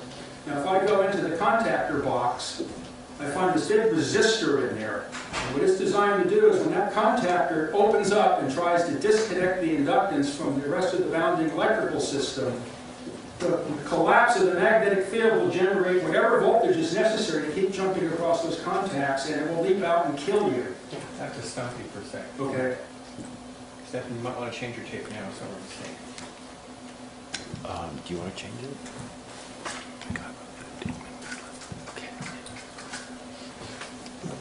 Let me just keep going here because I'm not dealing directly with this, but I don't want people's minds to go blank. Okay, well, we're... So if we take this magnetic field, which represents stored energy, and try to stop the field from existing, or whatever voltage is necessary, so you put these drain resistors inside the motor starting boxes to absorb that blast so the magnetism can release itself in the same rate. So this is something in DC, you have to deal with this situation. And what will happen is if you break the circuit instantly, we'll get it, if we can do it, it gets into another process inside the windings that will prevent it from going to infinity, and that's what we're going to go into next. The magnetism, the energy has to go somewhere and finds another route. So let's keep going. So we have another form of energy storage to try to absorb this up, and that's the capacitance. Okay, through the rapid discharge of the inductance, a new force field appears that reduces the rate of inductive electromotor force formation. This field is also represented by lines of force, but these are of a different nature than those of magnetism. These lines of force are not a manifestation of current flow, but of an electric compression or tension. This tension is termed voltage or potential difference, and these are our dielectric lines of force. So the magnetism will produce an electromotive force to try to maintain the current flow, but this electromotive force will then create a dielectric field, and this ultimately limits the situation so it doesn't go to a trillion volts. Usually in a big motor, it'll limit off at about 10 or 15,000 volts, but usually it'll blow holes in the windings. So let's keep going. Unlike magnetism, the energy is forced or compressed inwards rather than outwards. So we're going into that counterspatial relationship. The electric lines of force push inwards into internal space and along axis, rather than push outwards broadside to the axis as in a magnetic field. Because the lines are mutually repellent, certain amounts of broadside or transverse motion can be expected. But the phenomena is basically longitudinal. This is, we're getting into Tesla's world now. This gives rise to an interesting paradox that will be noticed with capacity. This is that the smaller the space bounded by the conducting structures, in other words, the closer the wires are together, or the closer the plates of the capacitor, the more energy that can be stored. So it's defying our concept of a bottle holding energy. In other words, in this case now, the smaller the bounding structure, the more dielectricity it will hold because it's being held in counter space. So the electric field, let's go back to the electric field diagram. Okay, so these magnetic motions, or velocities, okay, and these dielectrics are referred to more as torque, or compression. The magnetic lines of force exist in outer space. The dielectric lines of force exist in inner space, or counter space. So the electric field in between transmission lines, or telephone lines, or coaxial cables, or any of these things, represent the storage of energy in two different aspects of the dimension of space. So in other words, we could say in physics terms that there's two dimensions of space that we're dealing with here. Outer space and inner space, and these have the independent ability to store electricity, which is in there in actuality because it will either shock you, or it will burn something out, or it will explode, or it will light up a light bulb, or whatever, it's there. Okay, let's go back.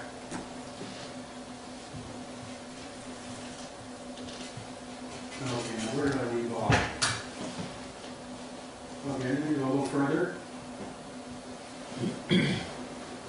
We're in capacitance or inductance. Do you remember? Not sure. Well, You were at 15. What's that? What level we're on? 13. 13? Okay, let's go back to 13. Okay, there we go. So the smaller the space bounded by the conducting structures, the more energy that can be stored. This is the exact opposite of magnetism. With magnetism, the units of volume of energy can be thought of as working in parallel, but the units, volumes of energy associated with dielectricity can be thought of working in series. So magnetism tends to deal more with the square area type of space storage, where the dielectricity is more the space in between the lines on the ruler, which can keep getting smaller and smaller, where this one keeps getting bigger and bigger. So let's keep going. With inductance, the reaction to change of field is the production of voltage or electromotive force. The current or magnemotive force is what we're talking about current. We're also speaking of magnemotive force. We have to go back to our original relationship, but I can't jump so far so fast. The current is proportionate to the field strength only and not the velocity of the field. With capacity, the field is produced not by current, but voltage. This voltage must be accompanied by a current in order for power to exist. The reaction of capacitance to change of applied force then is the production of current. So where the magnetism's reaction was voltage, or electromotive force, the capacitor's reaction is current, or magnemotive force. So the inductance reaction of electromotive force creates a potential to charge the capacitance, but the capacitance reaction creates this magnemotive force, which tends to feed the inductance. So we have energy trapped in a self-denying situation where one storage is the antithesis of the other, and the energy can never stay put. It has to constantly go back and forth. That's how we get our frequency. We go back to the time equation. This is what determines the frequency. It has to go back and forth. It has nowhere to go, and it can't stay put. So let's say I lift off.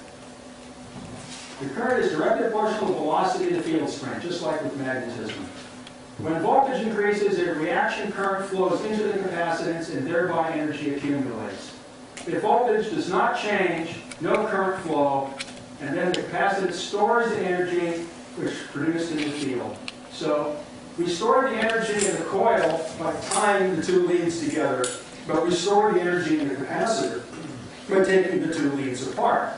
So then if we put the coil and capacitor together, one is closed and the other is open, and we can see how this denial process starts this exchange. It's like an antithesis that can't get out of its loop, and it has to occur at a definite frequency. So the frequency is a third dimension then?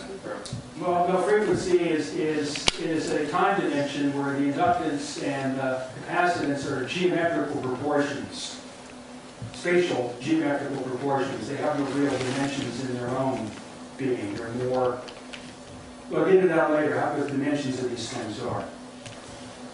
Okay, so we're going to move on here now. If the voltage decreases, then the reaction current reverses and energy flows out of the dielectric field.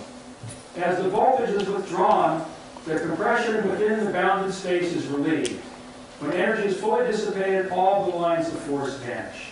So what we see is when we discharge the inductance by breaking the circuit, in order to keep the situation in the realms of reality and not infinity, the dielectric field had to take all this up. So in these paragraphs, we've seen how energy is basically moved out of the magnetic field and into the dielectric field, and in the reverse situation to bring it right back. Let's go further on.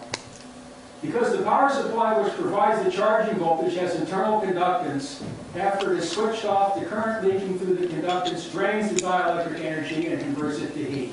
This is just like the resistance did in the inductance coil. We will assume perfect capacitance having no leakage conductance. In other words, in the inductor we have perfect conductivity, or zero resistance, and in this case we have zero conductance. So they're perfect insulators. The open circuit determines capacitor, no path for current flow exists by definition of an open circuit. If the field tends to expand, it will tend towards the production of current. However, an open circuit will not allow the flow of current as it has zero conductance. In any attempt towards field expansion raises the voltage, which then pushes the field back inward, so it's trapped. Therefore, the energy remains stored in the field. This energy can be drawn for use at any time. It's another form of energy storage, which exists in a conjugate relation with the storage of magnetic energy. So we'll keep going. Phenomena of enormous magnitude manifest themselves when the criteria for voltage or potential difference is instantly discharged. This is how Tesla managed to create the special type of oscillating and impulse currents that he used in his technology. We'll see about these later. The effect is analogous with the open circuit of inductive current. Because the forcing voltage is instantly withdrawn, the field explodes against the bounding conductors with a velocity that may exceed light.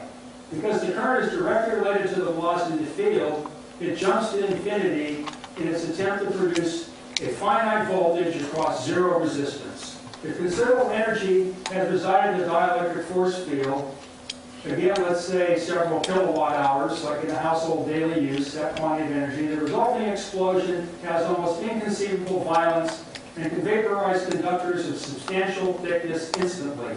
Dielectric discharges of great speed and energy represent one of the most unpleasant experiences the electrical engineer encounters in practice. When you're dealing with these giant phase-advancing capacitor banks in these substations that connect the grid together, is if those things stay charged, is if you don't drain the resistor, but you try to short that thing out, the glass will just basically blow your eardrums right out and blind you. The energy of the capacitor is nearly instantaneous in its delivery, where the inductance tends to be more of a retarded type of phenomenon. This one doesn't slowly build up. This one slowly builds down. Okay, so let's go on. Oops, sorry. No, back one. Next one.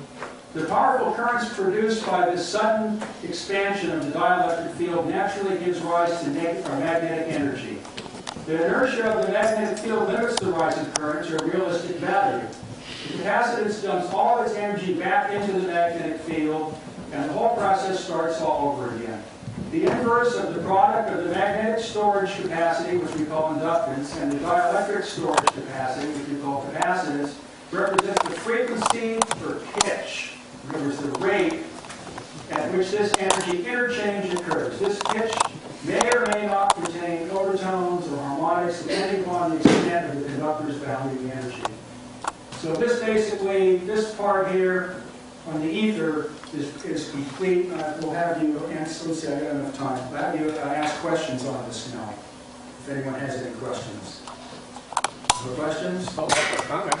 Okay. When we were developing power supplies for some of the particle weapons that we were playing with many years ago, this idea of giant capacitor banks discharging in essentially near real time was quite well demonstrated. Yeah. We blew things up all the time with that very principle, so I can attest to that. Okay. Well, I can't believe nobody has any questions on something this. Everyone understands everything I'm saying? Oh, that's a big How many people understand 10% of what I'm saying or more?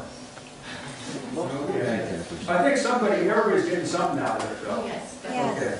Well, as long as I'm not putting everybody to Well, let me sleep. throw one question out since we're talking about this concept.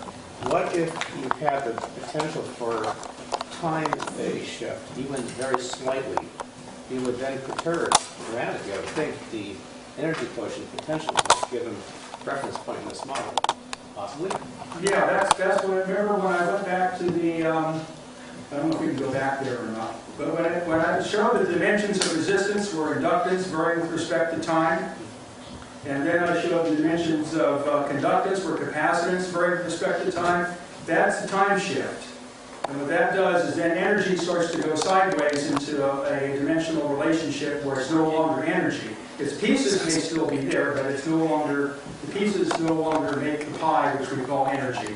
Instead, we just have the can of cherries and we have the bag of flour. They're all still there. They haven't gone anywhere. We can take energy, okay? Now, according to Heaviside's law of the continuity of energy, that energy that exists in this capacitor or coil can vanish as long as it exists at another time. But that still meets the requirement for the law of continuity of energy. So this is basically how we get energy synthesized in electrical systems, is by moving it around in time. That's where an alternating current phase is always the number one word in everything we're dealing with is where are you at in the cycle? And you can build electrical machines to do this. I've seen them where energy will go into a generator, okay, and the generator will have no load connected to it, okay, and you can have a kilowatt meter, okay, sitting on the input of this generator. Not an amp meter or voltmeter won't give you the real energy flow. It'll give you a false reading. But if you have a power factor corrected kilowatt meter, or I learned with a kilowatt hour meter, that would have been the proper way to do it. Energy will go into this rotating machine, which varies with reluctance with respect to time, such as an Alexanderson alternator, and the energy will vanish. You'll be yanking power and paying for it from the normal. So maybe I'm not just making this up. Because if you want to understand Tesla, you better get all this stuff out of your mind, or you're not going to get one iota of understanding of how Tesla works. You'll be permanently blocked from understanding it. That's my theory of why there's the theory of relativity. But we're not here to talk about the theory of relativity. We're here to get away from it. Okay, now conversely, the dimensions of mass or magnetization are concrete realities. These exist independent of the metal process. Hence, these are called the quantitative dimensions. These are what we apply space. These are what we apply to. We have the number of grams per square centimeter, per cubic centimeter. We have the number of volts per second. Any of these type of things is always the metrical dimension is attached. That's why we started with the undivided quantities, and then we metrically worked them in time to produce power and voltage, and we metrically worked them in space to produce flux densities over areas. Hereby it can be seen that the metrical dimensions work upon the quantitative dimensions so as to gain a mental concept of the process or actions involved in the quantity. 4 electrical dimensions are required for electrical representation. One is the total magnetic induction. The other is the total dielectric displacement. Our metrical dimensions are time and space. So our 4 dimensions are phi, psi, and then L for length and T for time. These are the 4 dimensions of electricity. Everything in electricity consists of an interrelationship of these 4 dimensions. In physics, it's mass, temperature, length, and time. In electricity, it's magnetism, dielectricity, length, and time. It's a completely analogous relationship to physics, but it exists in a different reality. Let's take a situation of the gas laws, which we went back to today. I wanted to draw this up, but I didn't have time. Maybe you can do this here. Can I move? Yeah. Yeah, absolutely. Let's, does this paint work? Let's see. So if we have pressure, okay, pressure basically increases with temperature and decreases with volume. So these 3 quantities always have to exist in a relationship. Okay, now if I take a cylinder, okay, and I have gas trapped in here, okay, it has to correspond to the kinetic theory of gases, which this describes. So if I have a constant temperature, if I have a pressure of a certain quantity in here, and I have a temperature of a certain quantity, if I decrease the size of this container, then in order for this relationship to preserve itself, either the temperature has to go up or the pressure has to go up, and consequently, both of them go up. Okay, now if I take a given cylinder and I put a fire under it to raise its temperature, okay, the pressure will go up and the temperature will go up, but the volume can't go up. So we have here a situation where these 3 quantities have to be conserved. Now, you brought up the time factor. Well, this is interesting because this is the important part. Now, if I make this part that we blocked off of this cylinder a piston in the engine, okay, and I'm introducing a fluid situation in here, like gasoline causing it to combust, now we have a time cycle where these things are varying, and it causes what we're going to get into what's called the hysteresis loop. And that way the energy can go in or out of the system, and if you measure the pressure in the cylinder of an internal combustion engine, it will remain constant through the entire cycle. This thing about explosions pushing the pistons and all that's a bunch of gobbledygook like electrons flowing in wires. In actuality, the pressure will remain constant because the temperature and the volume are changing, and the ability to keep that pressure constant is what allows the oscillating time variant cylinder to take the energy from the combustion and deliver it to the crankshaft. And there's various cycles that are called like diesel cycles and what have you. I don't know that much about engine theory, but this is the type of situation we're dealing with. So we have the normally time invariant model, like if we have inductance and capacitance, we can represent that by this energy stored in here. But if we have cyclic changes in those quantities, if we vary them with respect to time, then we start to get out of these dimensional relationships and get into something more complicated, where energy either comes into the system or goes out to the system through some form of translation, either from the ether or from the burning gasoline or whatever type of situation. This is basically what we're trying to get into theoretically, so we can figure out how to produce these electrical systems that tend to be self-sustaining rather than so dissipated, like the power line between the shipyard and the substation. That power line was creating electrical energy because of the fields that were going backwards in time and space out of the shipyard back to the substation, took that electric field and rephased it and turned it into production of energy rather than consumption of energy. So we get back to the, so that's what we're going to try to get into now is more of the mathematics. Were those lines to the shipyard dual paired lines? It was 600 amp, three-phase, 12,000 volt power line. But were they like pairs of lines? Yeah, they were big, heavy copper cables, two in parallel for each phase.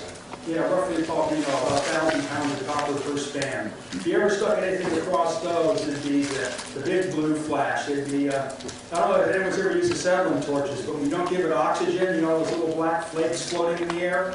That's about all that's left after you tangle with 12,000 volt bus bars. We've been talking for 2 hours, almost 3 hours. You want to take a 10-minute break? Yeah, I thought it'd be good. Okay, we'll take a 10-minute break.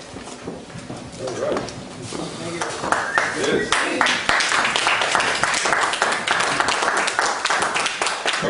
Have a seat. You have a number of books. Which book is Those this? points that I'm pointing until now, the notes that you About algebra, in other words, the way to work with this in the engineering reality, you have to be able to calculate.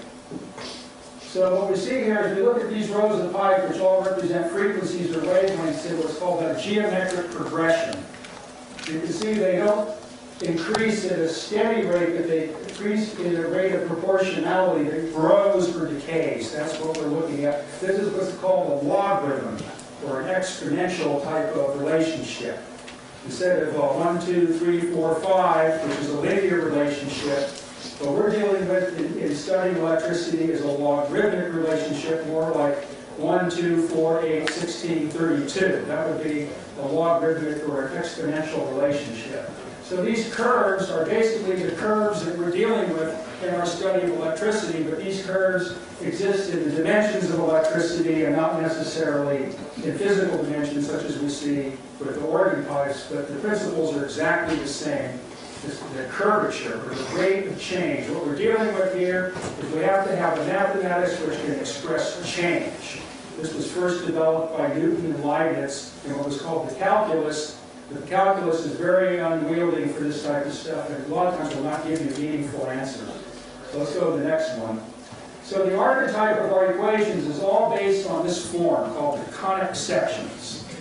So if we move our plane of reference, we might call it, through this cone, we have circles, we have ellipses, and we have parabolas. But they're all based on the same form. They just represent a different angular displacement.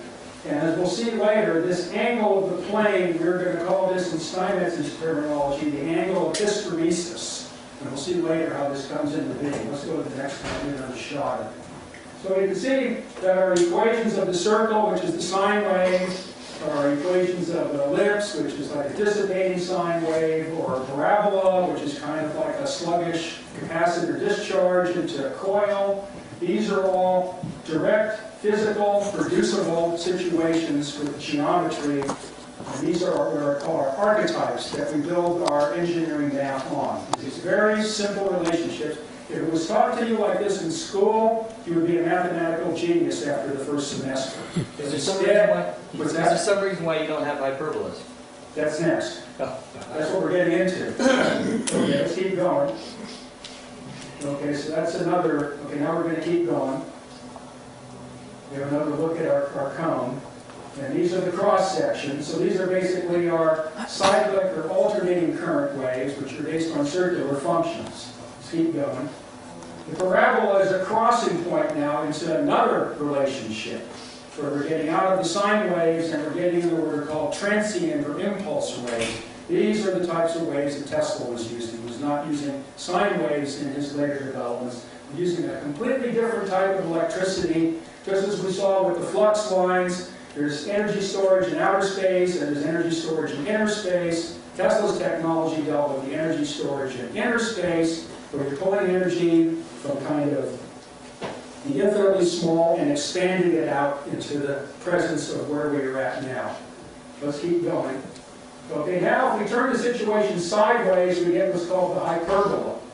Now the hyperbola is a type of circle turned inside out. And in this type of graphical presentation, we have to have two cones for the hyperbola, but ultimately we need two cones for the circle too, but this guy didn't do it in the book.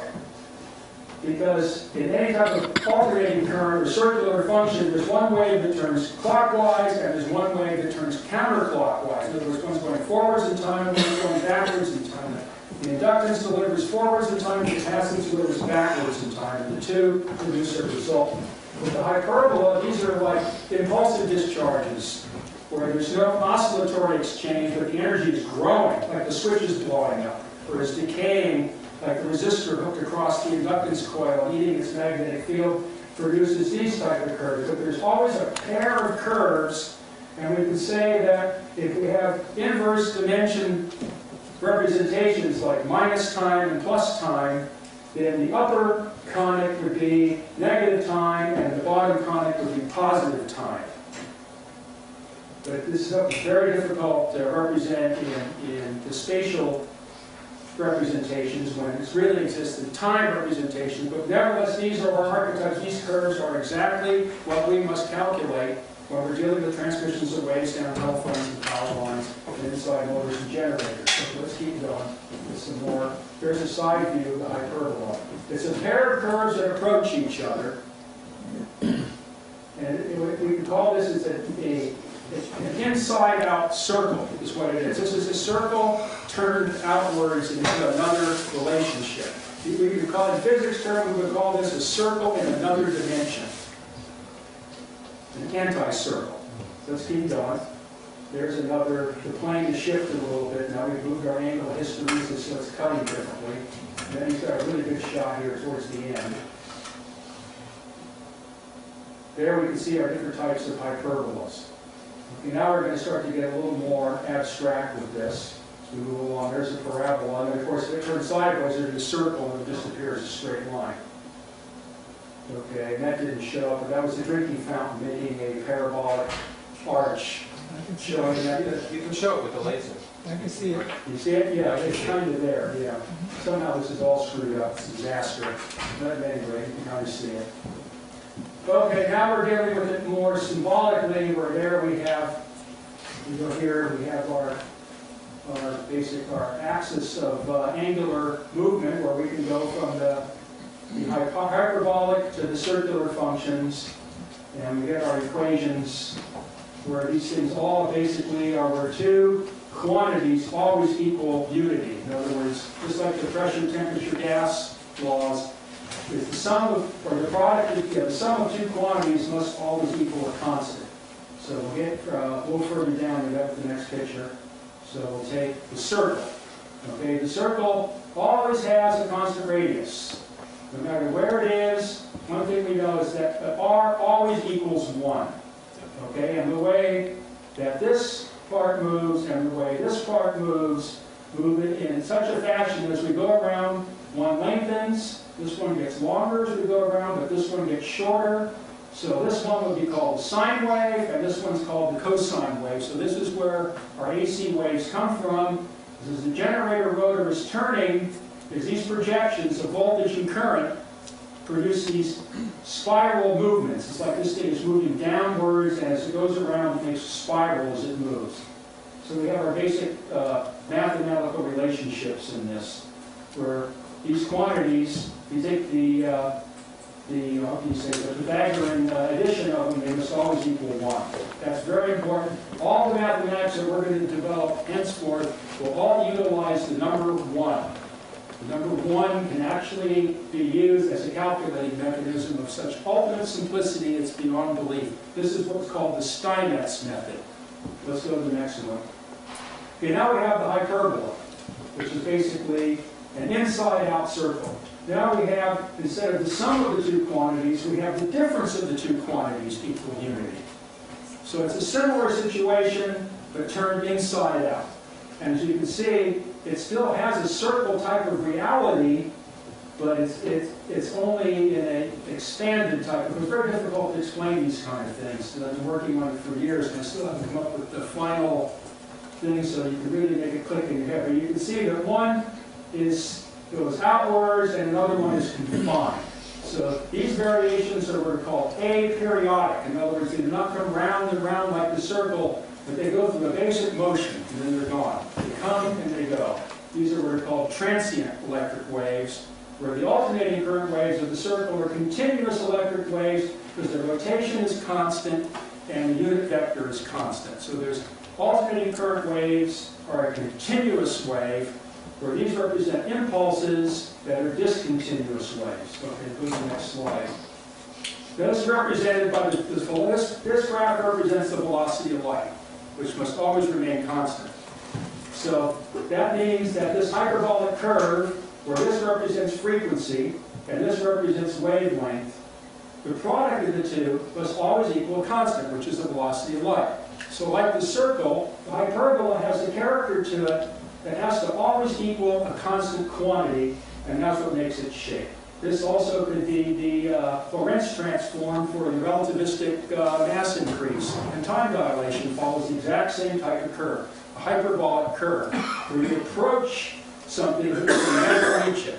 So in other words, if the frequency goes down and down and down and down and down, then by following that point along this curve, the wavelength has to get longer and longer and longer and longer. So eventually when the frequency is down, the direct current is 0, the wavelengths are of indefinite or infinite length. So we have this inverse proportion between frequency. The higher the frequency, the shorter the waves. The lower the frequency, the longer the waves. But they must always equal the velocity of light, and that forces them into this archetype of curvature or rates of change. So here's a basic example of a hyperbola in action. Let's go to the next. Okay, now we're going to, this is the Steinmetz symbolic method, and we're going to go, what I've done with the Steinmetz symbolic method over a period of about 8 years is I've extended it hundreds of times beyond what Steinmetz did, and made a whole system of mathematics out of it to describe all these other type of electrical situations. It's still a little on the preliminary side. It's what Heaviside calls experimental math. Heaviside pointed out that mathematics doesn't really have to be the tight-ass thing that it's normally presented, but you can experiment with it and make up your own mathematics as you go. As long as you can calculate your values from it, that's good enough. And if the mathematicians hate you, then we have an explosion at the shipyard. Okay, so we start basically, we have the number 1 as an indivisible unit. If we take 1 to the 1 power, or the first power, that equals 1, and can only equal 1. But we can work with this. If we take 1 to the 1/8 power, or we would say the 8th root of positive 1, we must have 8 roots by definition, even though all these roots equal 1. So what this does is now it starts to break into a polar type of relationship, such as we find in electricity. So I can take the 8th root of positive 1 and break that down into the 4th root of positive 1 and the 4th root of negative 1.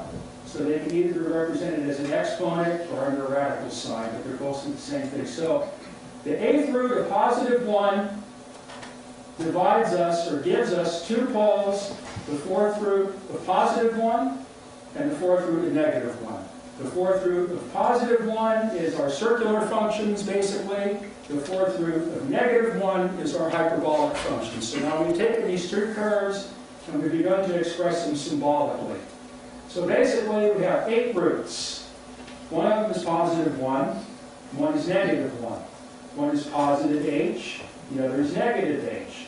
One's positive J, the other one's negative J. Now this is the Steinmetz method. He uses +1 and -1 for DC, and +J and -J for AC, which almost every electrical technician or engineer has seen, is that you always add the reactance to the resistance, where the resistance is plus R, the reactance is +J times R. I got into this in my last talk. I was referring to how you use these things as operators. So basically, what we've done is we've extended the laws of addition and subtraction to have a more expanded or generalized meaning. So the eighth root of +1 gives us 8 poles of electricity. These we'll call the continuous, and these we'll call the transient. This is the electricity we use today. This is the electricity that Tesla used. Okay, let's go to the next one. We're going to break this down more. Okay, so here's our basic form. Okay, we start from the 8 and we go into pairs of 4s. And we go further. Next one. Next one. Okay, so we already saw this. So here we have our 8 poles, because an 8th order equation has to give us 8 results. So basically what I'm doing here, if it's got its symbolic form advanced, is this will allow us to solve an 8th order differential equation without going through all the nightmares, by reducing it to simple algebraic relationships, and we'll see how this works as we go through. Or we will attempt to see, because it's going to be, if you thought it was thick before, it's going to get thicker now. So all I can do is just go over it. Okay, let's keep going. Okay, so here we have basically our 4 real elements, which we will call DC and AC. So this is our continuous waves, and that's represented by the 4th root of +1, and we go on. Then we have the 4th root of -1, which gives our 4 transient elements. So these are our impulse and oscillating currents, as we'll see later. So let's keep going. Okay, so now we break these down even further. So if we take and go one more step, and we take the square root of +1, then that gives us +1 and -1. Okay, so we've gone from these elements, and we see how that can be expressed symbolically. So the square root of +1 gives us our DC. In other words, this is the battery, this is the light bulb. Okay? The absolute value of these always equals 1. Okay, let's keep going. Okay, I think we lost one here, but these are the 8 electrical waves we're dealing with. Okay? This is the DC, and this is the AC. We have all these other electrical forms that are very seldom talked about until the switch blows up, or the transformer catches on fire, or the railway shuts down, and then Steinmetz came in and found there was all these other forms of electricity flowing that evaded switchboard instruments and were very destructive. And Tesla found out a way to harness these into a new type of technology that is completely unknown, even though he told everybody over and over again how it works. Everybody goes right back to DC and AC. But Steinmetz started this mathematical process now where we can show these things in their interrelations. So let's keep going. Okay, so this is the AC wave. Okay, so now the square root of -1. And we have to remember that GE said Steinmetz could create electricity out of the square root of -1. That was very close, but actually it's the square root of -1 to the square root of -1 power. And that's what we're going to get into. It should be a nice Alice in Wonderland. Okay, let's keep going. Okay, so now if we break down more, if we take the square root of +J, then that gives us, starts to get us into what we call impulse currents. So now, let's go back to the AC wave. Okay, this represents the inductance coil, and this represents the capacitor exchanging energy back and forth. So the square root of -1 represents the storage and transfer of energy, where the square root of +1, the DC wave, represents more of the energy coming and the energy going. And we go back to the impulse currents. These are the waves that tend to be transient, where they have single discharges, where a capacitor is discharging or a coil is discharging. So this would be the energy supply, and this would be the energy sink in that situation. But now we're dealing with hyperbolic rather than circular functions. Let's go back to the waveforms. So that would be the waveform. That would be these 2 waves. This area here would give us, which just didn't work, the batteries are going dead. These are our impulse current waves. So if this one is plus and minus 1, this one's plus and minus j, you should have 8 waves here. Okay, it seems like there's something extra, but we'll discuss this each one. These are our basic impulse type of waves that we're dealing with. Then we go on. Now the square root of minus j, this gives us plus k and minus k. And of course, the absolute value of all these things always equals 1. There's no quantity here. These are simply what are called versatile operators. They give us polarity, but they don't give us quantity. They're like plus and minus signs. In other words, if I take 1 and I add it to 1, I have 1 plus 1. But if I take 1 plus 1, but I put a minus sign in front of the 1 on the second part as an operator, then I have 1 minus 1, and that's what we're doing here. This is an extension of the process of plus and minus out into a polar relationship, where all these aspects of electricity exist in 8 forms. 8 forms of electricity in action in a generalized situation. This is what comes out of Steinmetz's symbolic method. So we have a way of dealing with these things with arithmetic instead of differential calculus. The effects are massive on what you can understand you can gain by getting rid of these giant differential equations. Okay, let's keep going. Okay, and then basically 1 to the first power can be given as the absolute value. That's what the 2 bars indicate. This is the absolute value of any of these 8 poles is 1. So basically, together it's a unit. The whole thing operates as a unit. Ultimately, it's not separate. Okay, let's keep going. So we have, these are our basic poles. We have plus and minus 1 like on a battery. Okay, we have plus and minus j like between the coil and capacitor. We have plus and minus h, where it's capacitor going into the resistor, let's say. And we have plus or minus k, where these are oscillatory exchanges, where capacitor, resistor, inductor, and resistor exchanges both occurring. So we end up with waves that have, go back to the transient waves again, the oscilloscope type diagrams.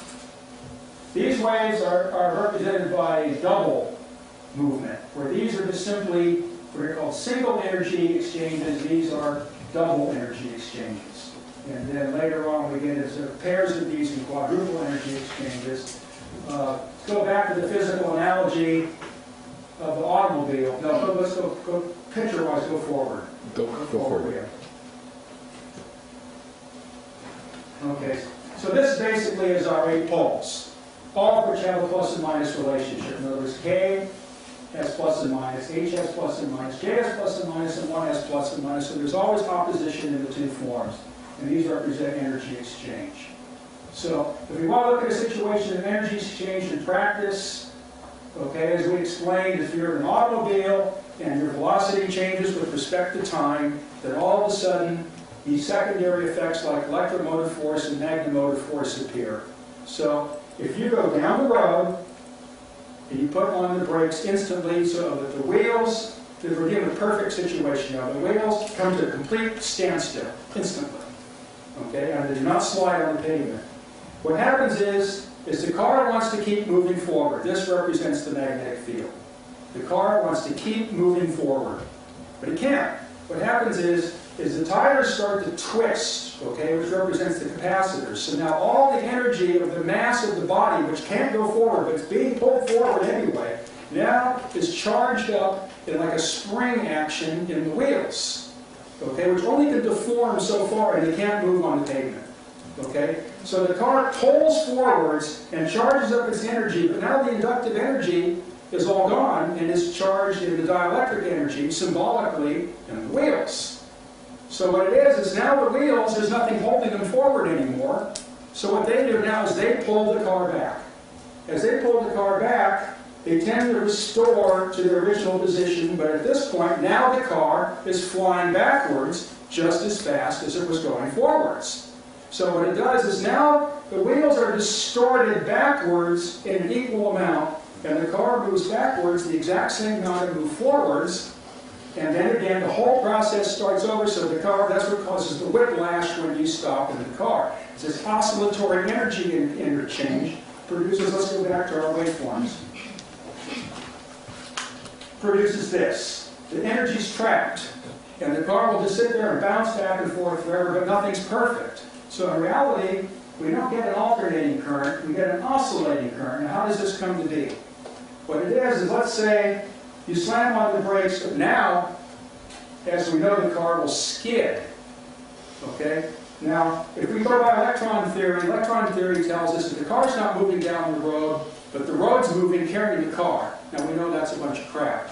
The road doesn't move, the car moves. Okay? But the relativist only sees the tire tracks and doesn't see the car, like the footsteps of the snowman, of the invisible man in the snow. The man is not there, because you can't see him. All you see is the footprints, and that's all that's real. But obviously that's not correct in our physical analog. So what happens is now, if the road does try to move, in other words, if the car slides on the pavement, it pulls the pavement forward with it, but the pavement lags behind the car. Now this is what the electrons do in the wire, and they get hot. The road gets hot and it makes a screech, okay, which is a disruptive type of oscillation akin to one of these type of situations. It's not a pure tone.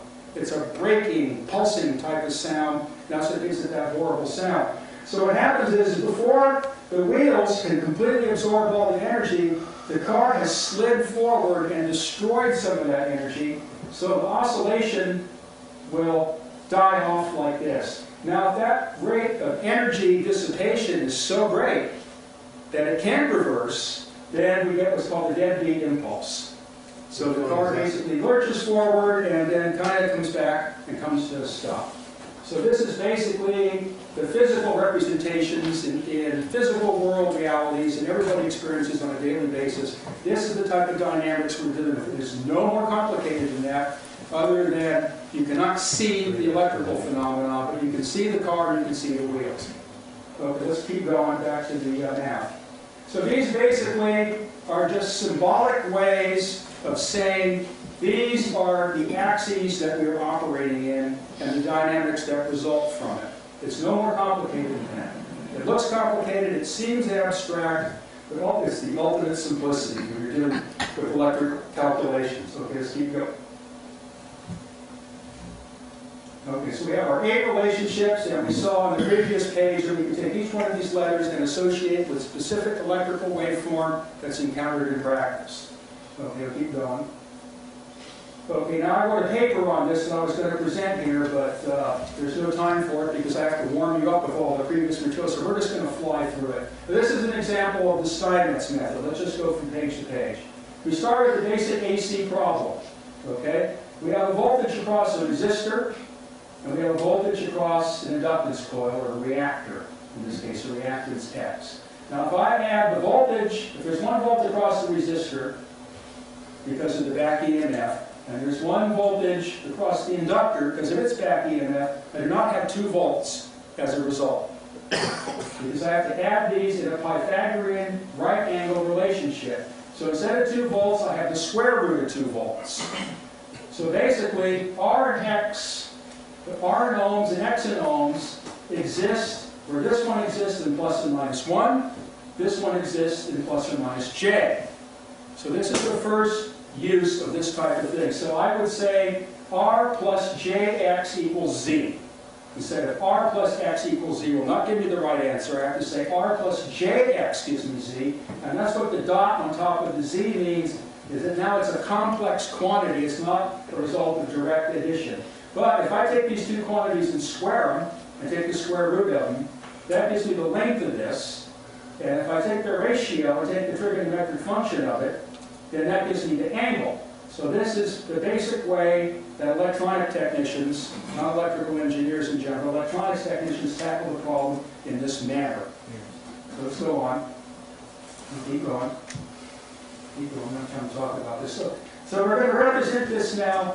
It's typically can be called 2 quadrature planes. In physics it's called, I think, orthogonal, or there's a name they use that not normally used in electrical engineering. Can you help me with that, Charles? Orthogonal's the right word. Okay. What's that? Orthogonal will do fine. Okay.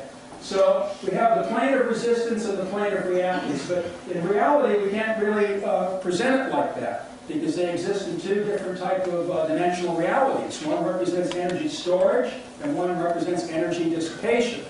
So basically, the reactance has real physical existence in a magnetic field, but the resistance works in a strange way inside the atoms and destroys or creates the electric field, but it's not the electric field. But we have to add these two quantities to get the total voltage in the circuit. So we need a better way of visualizing it. So let's keep going. So let's take this plane of paper, okay, and we take the one that's at right angles and we turn the paper so now that one piece of paper is broadside to us, the other one, because it's infinitely thin, we can no longer see it. So we call that the resistance, okay, or the imaginary plane. And the reactance is real because it will light a light bulb, which is the resistance. So we'll call that the real plane, and we'll give that area, which is the dimensions of inductance, length squared. So that is a real quantity. Now we'll go one step further with this analogy, and so we can work with it geometrically. Keep going next step. Okay, being that these things exist in time, all these calculations are in time, we can't have a surface of time. Because time only exists as plus and minus, not multiplication. So what we'll do is we'll go take the plane and turn it again, okay, and reduce the resistance to what's called a weighted point, which has no physical existence in the equation, but is a point with weight. I think a guy by the name of Grosson introduced this idea in the 1800s.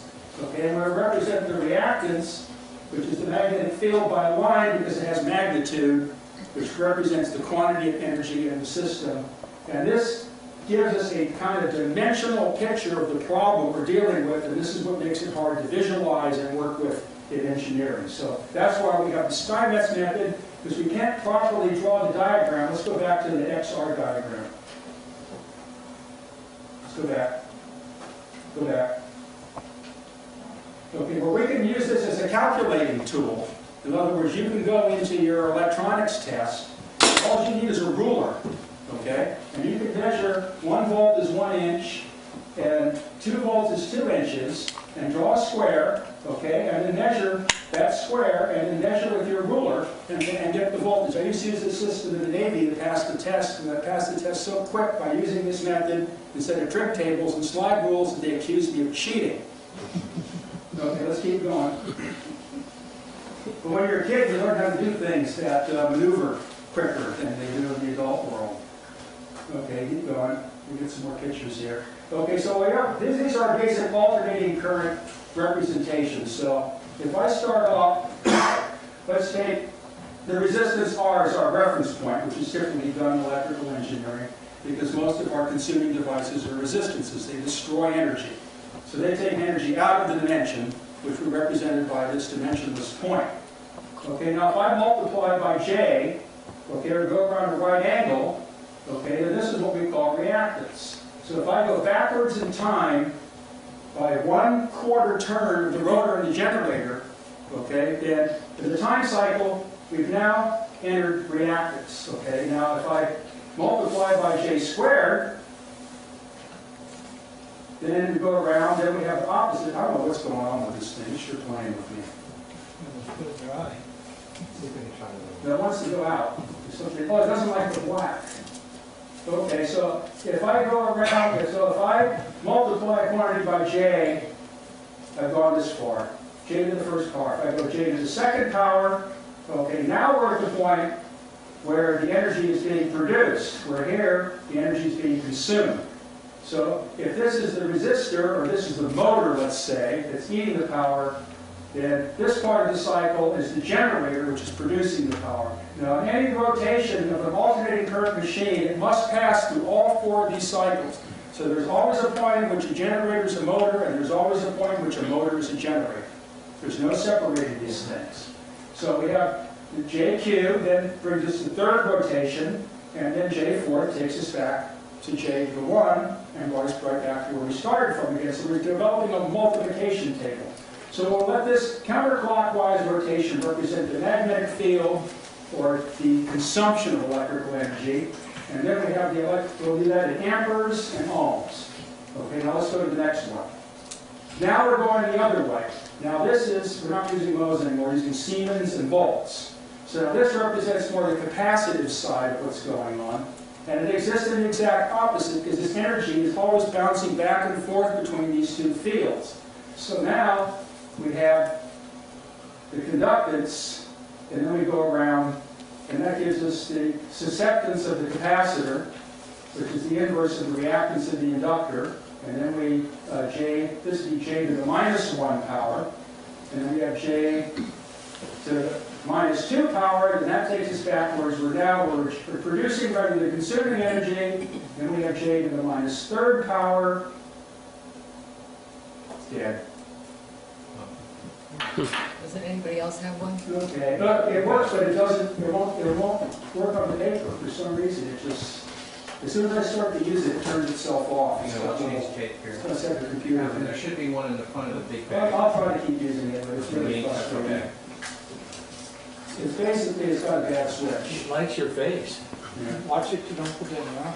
Okay, Oh, so, it doesn't work here. so we can see that with simple powers of 1 to some fractional power, we can use that as an operator to add these 4 poles of electricity together. Can you repeat that again, please? By using 1 to a fractional power, like 1 to the 1/4 power, as we've seen earlier, the 4 poles, or the 4 solutions to that power, represent each one of these 4 aspects of every alternating current electrical cycle. This is the Steinmetz method representing alternating current, so that we can add and subtract in these conflicting or quadrature or conjugate realities, like one being dielectric and one being magnetic, or one existing as a field and one existing out of the field. Is these relationships. In order to add everything up in the equations, you have to have these operators that extend this beyond the original laws of addition and subtraction, because now we have to add in all these different forms that don't necessarily directly add. Okay, go to the next. Go back. So basically, in any alternating current cycle, we have the half where the magnetic force, where the amperes live, and we have the other half where the voltage or the potential and the dielectric forces exist, and these represent the watts or the energy exchange through the alternating cycle. In any alternating current cycle, the energy that's not being used by the power line is returned backwards through the power line back to the generator. It's a traveling wave type situation. If you don't use the electricity at the end of the cycle, it all thunders back down the power line and resyncs with the generator. So there's no energy lost in an AC system the way there is in a DC system. This one's got a little game too. It goes on and then it goes off. So none of these things are useful. Let's go to the next one. Okay, so this is represented by, we have 2 situations, one of which we call the power factor, and one which is called the induction factor. And these are the proportionalities between the total flow of electricity. The power factor is the amount of actual electricity utilized to the total amount of electricity in the system. That ratio is called power factor, and it's represented by the cosine of the angle of how we're moving around in the VLR. Complementary one is called the induction factor, and that is the ratio of how much energy is stored in the electrical system to the total amount of electricity in the system. So basically, A plus B, in some sense, is the total electricity. Okay, let's keep going. So this our generalized equation is any time function of alternating current, which is symbolized by gamma here. That represents a second-order differential equation. In this case, it's symbolic in Heaviside method. Equals A plus KB. So we're using K as our most generalized operator. Instead of J, I usually use K in the more abstract forms, because J may grow out of it. So we can't add A to B directly, but we have to add them at right angles, as we've seen with R and X, in a Pythagorean manner. Now, this is where these conic forms come in, because we're working now where the planes, the angle of hysteresis is 0, and the planes are producing circular functions or alternating current phenomena. We haven't worked out of that yet. So let's go to the next one. And then these are our basic, Pythagorean rules and our trigonometry to figure out where the angle is at. So let's keep going.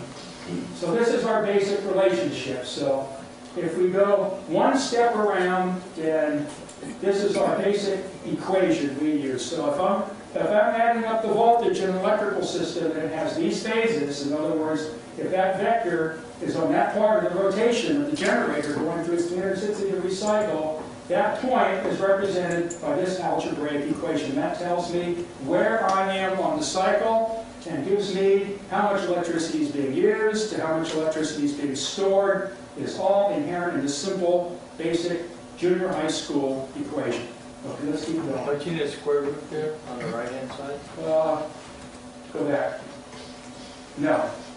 On the right-hand side is a differential equation. That's a second-order differential. In other words, that's d squared dt squared. That's a symbol for it, but I don't want to start throwing calculus at people.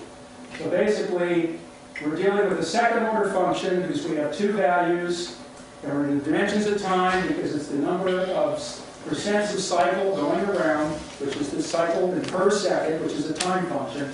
So the generalized function in time, which is gamma in t, in time, to the second order, okay, is equivalent to this. So instead of using a differential equation to describe this electrical situation, which is hideous and complicated, and really not defined, we can do it with the Steinmetz method and just have a basic, simple algebraic addition. So I have my two, I have A on the bottom, that's a length, and you can see the triangle that represents it. And then I have B as the vertical. You can see the triangle that represents that. And the quantity of the two always have to equal that unity vector. These are our basic circle functions. I don't have much time to discuss this. I have to keep flying. So the exponent is 2, not 1/2. Yeah, squared. That's not x, that's gamma. That's the Greek letter gamma in the parentheses. Alternative to the left. Yeah, there we go. Okay. Okay, so let's, I'd like to have the time to really make it so people can understand this, but right now this is all for show. Because I can make 10 lectures out of it. So I'm just flying through this so people can kind of see the symbols, and people that understand more can kind of see how this leads into more advanced mathematics that hasn't really been fully developed yet, particularly with regard to synthesizing energy and Tesla transmission. So let's keep going. Keep going. Okay, so now we've gone from there around more. So now we've multiplied the equation by another quadrant or another value k of moving around. So I take the relationship and multiplied it by the operator, which moved us 90 degrees around the cycle. So now we have our voltage and current type things are represented by triangles now in another quadrant. And we keep going around the cycle. Let's keep going. These are the equations that are represented. So what I've done is I've multiplied my equation by the operator k, which has taken me around now 90 degrees. So now I start to have a new relationship which explains how the electricity adds up in that quadrant. Let's go one more step. Okay, so we start to get our mathematical table. So if I square this operator, it equals -1. If I take it to the first power, obviously it equals itself. So we're starting to develop a multiplication table to use in AC analysis in the Steinmetz method. So let's keep going. Keep going. Okay, so now I've gone around one more quadrant. Okay, now let's look at its equations. Next one. Next one. Keep going. We got an equation. So now what I've done is I've operated on our basic relationship with k to the second power. In other words, now I've gone around one more. So this multiplied by this, now I've gone into the third step of rotation, and that gives us another multiplication table that k to the third power is also equal k to the 1 power, actually should be -1 power, or -1, or minus is minus k to the next. So basically I can take all these and still turn it into a kind of plus or minus in my multiplication table. So let's go to the next. Keep going. Now we've gone one more quadrant. Okay, so now I'm starting to get another pole. So let's go to the equation. Okay. Keep going. Okay, so now we have if k to the 4th power equals +1 or k to the 0. So now we're starting to come back around the cycle. We're starting to sum up where we originally were. So let's go to the next step. Next step, keep going. Okay, so this is our basic relationship. As we move around the cycle, we use the interrelationships between these two quadrature quantities, this direction being symbolized by the number 1, which of course is not there, because 1 times anything is 1. But then this one is prefixed by the letter k, which means no more than the thing is at right angles to 1. And The sum of these two on a Pythagorean basis gives us the actual point on the cycle, and then the quantities we're dealing with in their relationship. And this point is represented by that differential equation symbol. So that's where we are is represented by that point. In other words, that's our differential equation of motion. Okay, keep going. So these are more going through the cycle. Keep going. Keep going. I'm not going to read it. Okay, now we're going backwards. So remember there was two. There's one cycle that went forwards and one cycle that went backwards. Just race through these. It'll be the same type of thing, except now it'll be in the denominator instead of the numerator because we're going backwards. Keep going. Keep going. So what we have here, we developed the mathematics where we're talking about an axis of rotation. So instead of using vectors or differential calculus, we're using what are called versor operators. Where basically K represents an axis that we're rotating on, and every power of K, if we take K to the 0, we're at start. If we take K to the first, then we move 90 degrees. If we take K to the 2, we move 180 degrees. If we take K to the 3, we move 270 degrees. If we take K to the 4, we're back to 0 degrees. So basically, K is a logarithm to the base 4, but we're using a new type of logarithm now. It's not like the normal logarithms they teach you in school. Okay, let's keep going. So this, well, go back. So this basically is, we have K to the base 4 as an operator. No more. It's not like an algebraic quantity. There's no quantity. The quantity is only one. It's unit. But we raise that to a power, and that power tells us where we are on the clock dial. Basically, because they call clock diagrams in alternating current. For all these diagrams is hideous for your calculations. When you can plug it in with simple plus and minus equations, addition, subtraction, then all of a sudden you can see things that before would just be too tiny on the graphs and you couldn't measure with the rulers. Okay, let's go from there. So we start to develop our multiplication tables out of this. So we get all our poles. Keep going. Yeah, so these are our more generalized equations, so we can start to break it down mathematically, which we don't have time today. Keep going. So we get our definitions, which we saw earlier. Keep going. So these are our 4 poles. Okay, keep going. And then we start to develop our multiplication tables. So in a generalized sense, then we could move through these cycles over and over and over and over and over again with a more advanced type of exponent. And then develop further. Keep going. Keep going. Keep going. Go back. So this becomes our generalized equation. These represent the 4 poles of alternating current. So if I have resistance, I have conductance, I have magnetic inductance, and I have dielectric susceptance. Each one of those voltages or currents or powers or energies will reside in one of these poles, and I have to add them to this system of complex addition and multiplication in order to calculate this stuff with general, high school mathematics and no calculus. That's what all this is about. That's what made Steinmetz famous. All the hard stuff all went away, and this is just basic stuff that anybody could learn in grammar school, basically. I taught this stuff to my sister when she was in the 8th grade. Okay, or the 6th grade, I should say. Keep going. So these are our basic, as we go through the power, then we have our familiar J and -1 and +1. But we're going to go beyond that now, so we don't have time to really decide on that. But these are the values we get as we move through our poles. Our 4th power, our base 4 operator. So the first power gives us -J, second power, and then multiplication and division, we keep going. So if we divide, this represents 1 over k squared, and that also equals k squared. So we start to get an interesting relationship where a quantity divided into 1 equals the same quantity multiplied by 1. Keep going. So we just worked through all this, a forward, reverse rotation. Keep going. And then some more, representations of this, what the mathematics people need. So you define your terms. Keep going. Then this can be expressed also trigonometrically, which is the very thing we're trying to avoid, because then you have to use sines and cosines tables. Keep going. We can get into these are all trigonometric. This is the way the stuff is normally dealt with, which is way too complicated in your trigonometry they teach you in high school. Then we can resolve these things into infinite series in order to get the numbers without the tables. This is all basic trigonometry raised to the base e's. These are all your normal processes you go through to define your mathematical relationships and take them back to the definitions of the terms, which are all based on what are called infinite series.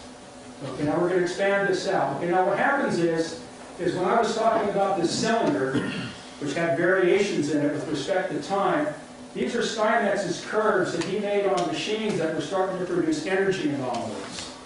And what we have here is a situation where there's a wave in the wave, what we would call a canonic wave, like in music, where one melody, but then another melody will start later, at another time, but the harmonies will match up by some strange formulation that the musician has to create, so you can have two of the same pieces of music occur at a different time, but still be one music. The wave in a wave type situation. So Steinmetz found that the sine waves went away and started producing these asymmetrical energy exchanges, and the law of conservation of energy started to break down. So normally, this would represent the pressure, temperature, volume situations in a cylinder.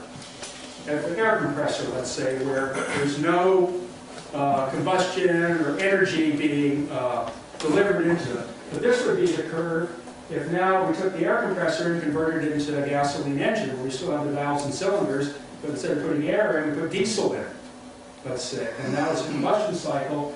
As it goes through the cycle, okay, instead of the normal progression, we're dealing with this exchange. In other words, cause and effect are no longer happening at the same time. In this situation, the cause comes first, the effect comes later. In this situation, and we can get away with this in alternating current, first we have the effect and then we have the cause, and this is called the hysteresis loop. This angle of hysteresis, okay, where this thing is actually a circle and it's rotating. These are distorted waves produced by real machines. But this idea that it would be a circle, if the circle turned sideways, it would be a straight line, there would be a direct proportionality between cause and effect. But as we start to take that circle and move it, like that plane on the cones, we start to get out of that dimensionality, okay, and it opens up into this ellipse. And then the ellipse keeps turning, and then it turns into a circle. And in that situation, cause and effect are non-related. At that point, they can't really be corresponding anymore, and they start to lose sight of each other. It's a very complicated thing to explain, but it's produced by this fact that the inductance and capacitance, like we showed earlier mathematically, when they vary with respect to time, then we end up with resistance and conductance, which means energy is either appearing or disappearing in the system from another system of dimensions, or it's being dimensionally taken apart. And these distorted waves then produce these energy imbalances because there's not the same amount here as there is here anymore. It's not balancing out. Now this requires another type of mathematics, more advanced symbolically, which we'll just briefly go over. But this is the way in which you synthesize energy, is you start with this method in an alternating current system. And this is how these power systems would take off on their own, is by developing these hysteresis cycles of these big arcs, changing their properties with those AC cycles, and causing the cycles to distort in these fashions, and then all of a sudden the energy balance goes off in some way where the energy is basically being built out of pieces, out of time and space and induction.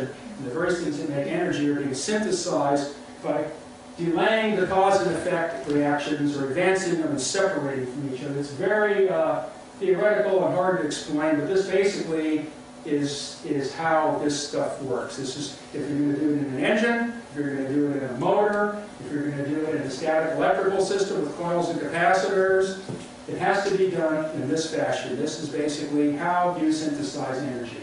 Okay, go back.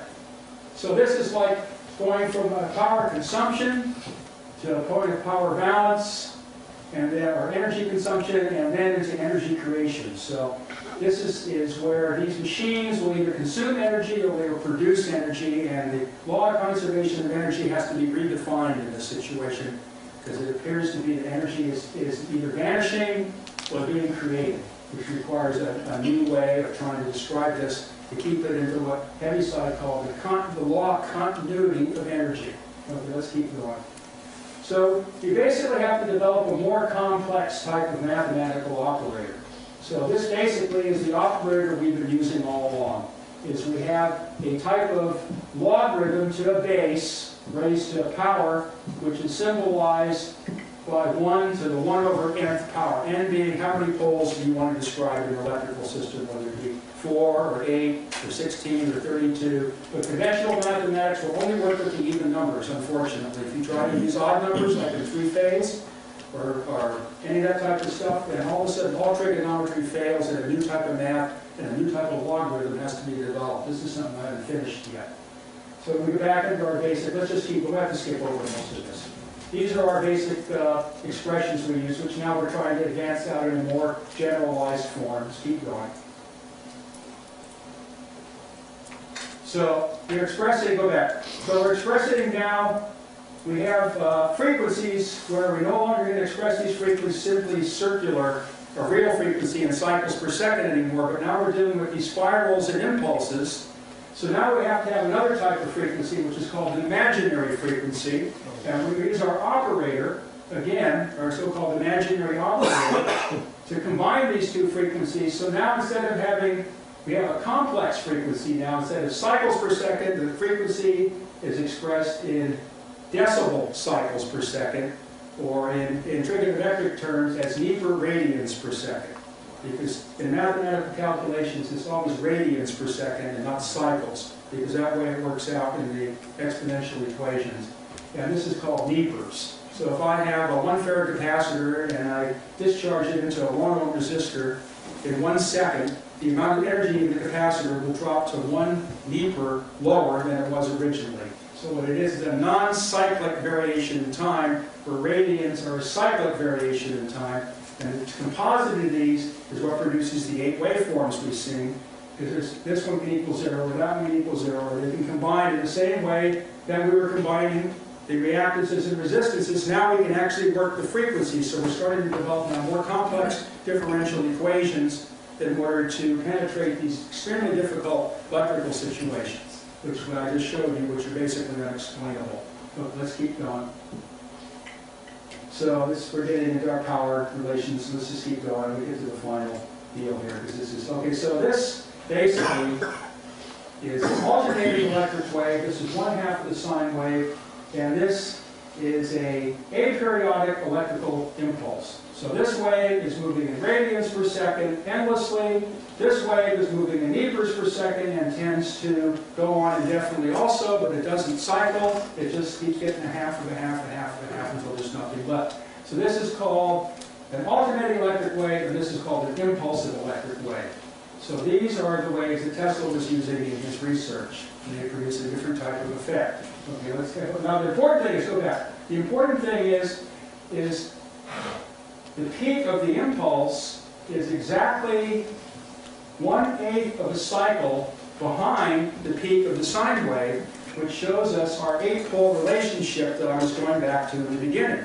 So basically, normally in the Steinmetz method, you have one operator for every quadrant of motion. But now, in order to explain these more complicated names, we have to have one operator for every half quadrant, for 45 degrees of motion. That's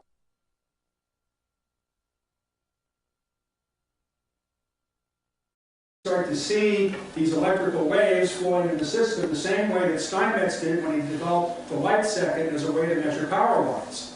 So if you had a 100-mile long power line, and you measure that line, it's going to be a fraction, but that's why you have powers of 10. You measure the length of that line and how far light goes in 1 second. So if the light goes that far in 1 microsecond, then that's 1/1000th of a light second, and your power line is 1/1000th of a light second long. But you use your powers of 10, then you don't have to worry about the decimals, and you can still calculate it. So it doesn't matter if it's very short with respect to light. You might say you better use the light microsecond. And when Steinmetz did this, he found there was a whole other class of waves flowing in the power line that was exchanging energy between the various sections of the power lines and the transformers, and that's where these transients were coming from. Is one power line was dumping its energy into another power line, which then was dumping its energy in another power line. When the waves came through the system, some power lines would deliver energy, but other sections of the power lines would absorb energy, and then the transformers would deliver more energy, and it produced these very complex waveforms that up until Steinmetz's time there was no theoretical explanation for. But when the Manhattan Railway project or railway disaster occurred, Then it had to be analyzed. They didn't want to play with this anymore. There had been too many fires and explosions, and the public was not interested in playing games with this stuff anymore. So Steinmetz spent 2 years and wrote about a 600 and some odd page book developing these concepts, but he never carried it into the symbolic operators. He just didn't have the time to do it, and he died fairly young, I think at the age of around 50. Okay, let's keep going.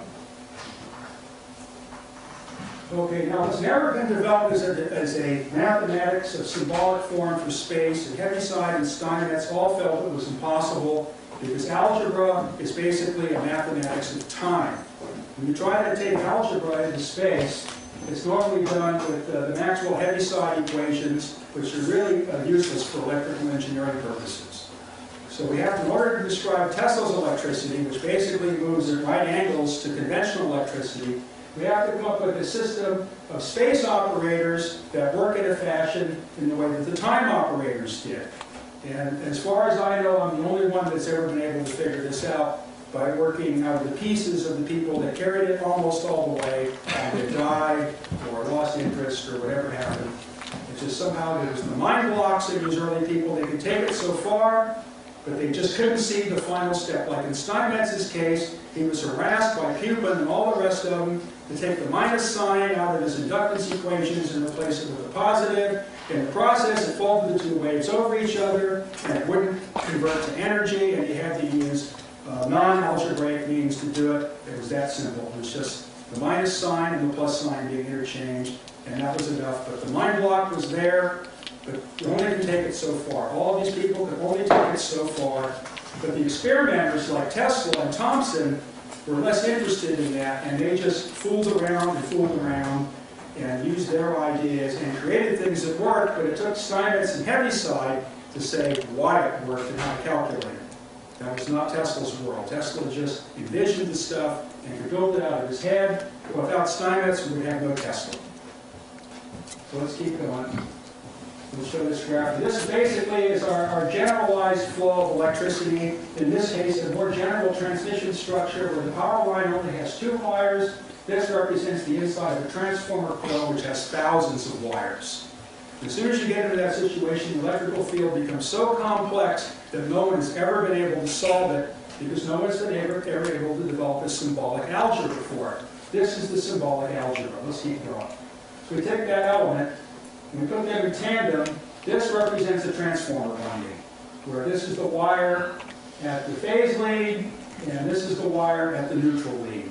Yes, this is how energy flows in the transformer. It is a very complex relationship, and now it's not just a simple A plus JB. Now we have what are called 2 degrees of freedom of propagation instead of 1, and that gives us a 4th order differential equation, which normally can't be described in a spatial reality. But as we saw in the beginning, we had centimeters to the 4th power. Obviously, those dimensions do exist. There is a 4-dimensional, in physics terms, type of spatial relationship in electricity, rather than 3-dimensional. It's not 4-dimensional in space-time, it's 4-dimensional in space.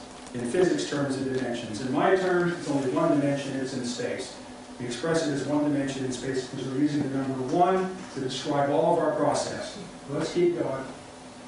So basically, if we take 2 windings on the transformer, we take 2 turns. This stuff's usually wound with square material so that the space in between is not left void for leakage magnetisms and stuff to swirl around it.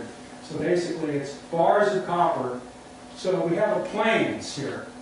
So we use our same type of mathematics that we use in alternating current. In this case, this is an electromagnetic wave. So the energy is like flowing down the 2 wires, and these are our basic magnetic forces type of situation. So this vector would represent electromagnetic flow, but we have another vector now which represents a different type of flow. We have 2 magnetic fields. We have the magnetic field that's trapped between the wires and the earlier diagrams, but now we have another magnetic field that surrounds the wires. So we have 2 magnetic energy storages, and in space, they resolve into a situation where there is a net resultant magnetic force. But it might, like with the alternating current, it might not necessarily be representable as a plane figure, but we're using that now just as a calculating model. So let's go on to the next one. Keep going. Keep on to the other picture.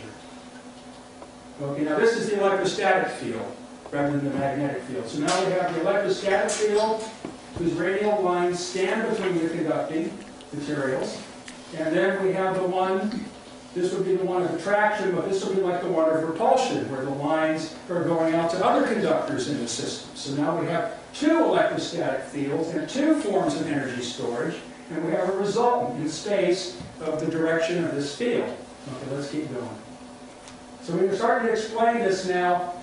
This was Q, our total electrification, okay, which we know is a product of two inductions. So let's keep going with that and see how we can apply that to space. Okay, so we've gone through all this. We know these relationships.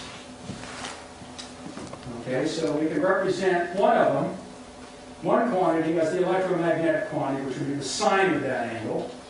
Let's keep going.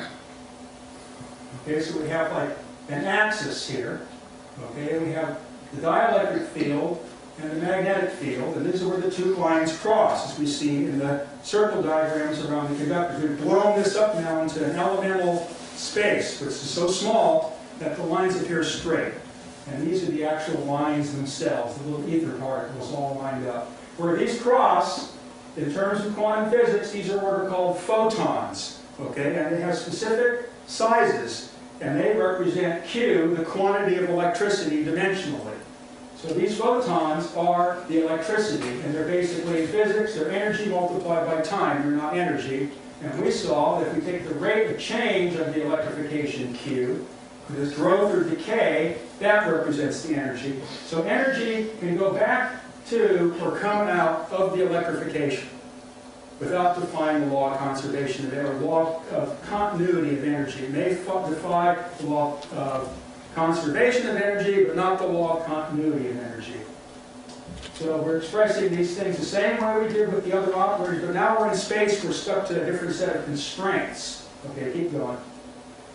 So we're going to define these as our basis axes, okay, where we have one axis, and then we use an operator to define the other, not the axes, but the directions, and these are revolving around the axes. So we're trying to utilize this process. There's no way I can really explain it. I just show this all as a demonstration.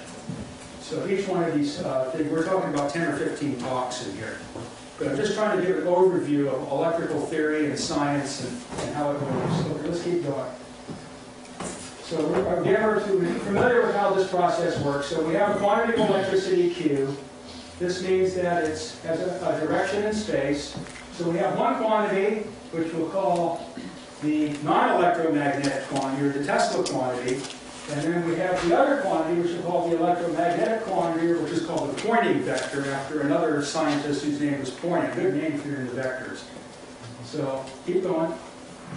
Okay, now energy by physicists is described as mass times velocity squared. Okay, but we don't have mass in electrical equations, but in order to go into physics, then we'll use this as our reference point to bring it to an area where people with physics knowledge can maneuver into these equations using their systems dimensions rather than electrical engineer systems dimensions. So basically, if I have a magnetic field, okay, the electric current associated with that magnetic field, the magnetic force, in other words, the magnetic force producing or related to the magnetic field, if I take that and compare it to the amount of energy in the system, then I have this basic symbol like the pressure, temperature, volume relationship that gives me the relations between magnetic force, magnetic induction, and energy. And then we can start to develop other types of relationships to maneuver in these things to get our dimensions, but this is beyond the scope of the talk right now. So we have, again, these are basic things. We know that we vary the dielectric with respect to time, that gives us the magnetic force. These are our normal energy relationships, so we can continue to maneuver around. Let's keep going. Okay, now what it is the Planck is a integral value quantity because the lines of force have definite dimensions. So every two lines of force that cross to produce a photon, being that the lines have size and a finite relationship where they cross, I don't believe it was found out by Max Planck, I believe, that the amount of flux density can only increase in unit steps, and these are the size of the steps. This basically gives us the size of the electric, magnetic, and dielectric lines of force, and the photons exist in these discrete units because we're dealing with discrete lines of electric force. It's not a continuous medium. These lines of force actually exist as space-definite quantities. In other words, it's here, but it's not here. Okay, so these are more the trigonometric relations. So in Tesla technology, the magnetic lines of force and the dielectric lines of force work in space conjunction. In other words, there are no right angle relationships and there's no photons. There's non-electromagnetic, therefore there's no velocity. Okay, let's keep going. So this is how we maneuver around this thing on this right now. I just want to get to the opposite relationship. Oh, go back. That was right. Go back. Okay, so this would be, so I don't know now. You might have missed something here. It doesn't work. We lost a few pictures, so. At any rate, if we have these lines at all right angles to each other, then that's our standard electromagnetic wave. In other words, if the magnetic lines, the dielectric lines, and the movement of the photons or electromagnetism are all in quadrature to each other, that is our standard electromagnetic wave, like the one that flows down the power line. But the other one of conjunct waves is more of the type that flows through the windings of the transformers. Because there has to be two types of flows in the transformers, the ones that go in between the windings and the ones that go across the windings. And the total flow in the transformer has to be the complex addition to versor operator of the two. Then you get the total electrification. Now, physics tells us that the other component doesn't exist. That's why there was the explosion at the shipyard. Okay, let's keep going.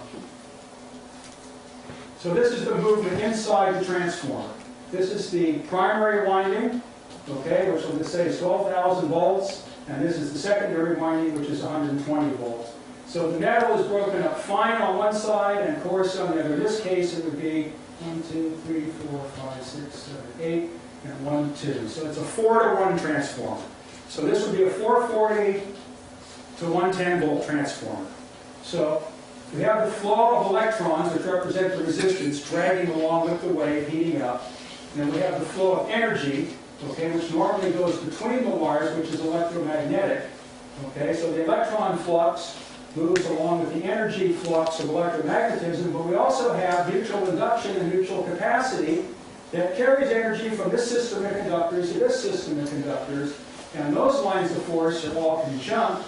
So the Tesla energy flux flows this way from primary to secondary, and the electromagnetic flux flows this way in between the wires. In the transformer, the electromagnetic flux is parasitic and represents useless energy flow, and you do everything you can to eliminate it. You strictly want what's called the mutual flux. You don't want the self-flux. This is what Tesla worked with in his transformers. So let's keep going. These are again, our versor operators. So this is our, gotta go back to the circle. So this is our basic movement through the cycles, so that we can get the net sum, just like we did in alternating current, how much Tesla waves and how much electromagnetic waves result in the total electric flow in the system. Keep going. So these are moving through all our various formations, which is beyond the scope of the talk right now. So this represents the dielectric equation, the other one represents the magnetic equation, which are oppositely directed, and this, go back to that other one we just had. Oh, this one? Yeah. So this is the entire situation. So we have the electromagnetic waves, we have ones that rotate, what you might call vertically polarized, you have another one which is horizontally polarized, then you have the Tesla waves, which move at right angles to that, which have no polarization because they're longitudinal, and then you have a scalar product which cannot be defined in the dimension. It takes it out of it like the weighted point in the resistance reactance diagram. So basically I just symbolize it as an expansive or contractive, or what you might say a non-zero divergence of energy in the system. So this would be where energy would come out or energy would go away. But this is still very experimental. This is like Heaviside's math. So it's subject to criticism and subject to experiment and further work. But this is the basis in which to develop the sun. When you talk about energy coming out or going in, is it kind of like a sphere moving through a plane? If you think the sphere is the energy. No, it's not like that at all. Okay. Let's keep going. Okay, so these are all our multiplication tables. Keep going. We want to get more into the practical stuff now. Let's keep going. So these are our we call this circularly polarized electromagnetic waves. One is clockwise polarization, the other one is counterclockwise polarization. Keep going.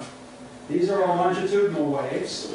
Okay, either a longitudinal wave going one way or a longitudinal wave going the other way. And then we have our scalars. Don't go away so fast. We have our scalars. So we can represent this if we have a piece of rebar stretched between here and the door, and I hit the rebar sideways, transversely, it will produce waves, transverse waves, like electromagnetic waves, which will move at right angles to the direction of energy flow. That's the electromagnetic wave. But if I take the rebar and I hit it this way, the wave ends up there almost instantaneously and you can't see anything move. That's the Tesla wave. These are the two types of waves we're dealing with, and this is the mathematics for describing it using the Steinmetz method. Okay, keep going. So back to tables, we don't need those. Let's just keep going. I think we're done. We're done. Okay, yeah, that's just how the transformer lines look. Let's keep going. That's more multiplication tables. Okay, these are special cases. All this is very important, but I don't have time for it. We're already at 5 o'clock. Keep going. Okay. You can go longer. Okay, this is how long everyone wants to put up with it. Okay, now this is the workings inside the transformer windings. Okay. Let's go ahead to the transformer. I think it's up ahead here, boys, isn't it? No, it's too difficult. Go back. As soon as I hear it on, I know we can't. Okay, go back. Go back, all the way back. Okay, so, Oops. no, this diagram. Okay, so if I take 3 windings out of the thousands that are in the transformers, okay, there's flux lines. Okay, in this case, as we know, the magnetism surrounds the metal, and the dielectricity terminates on the metal's molecular dimensions in between.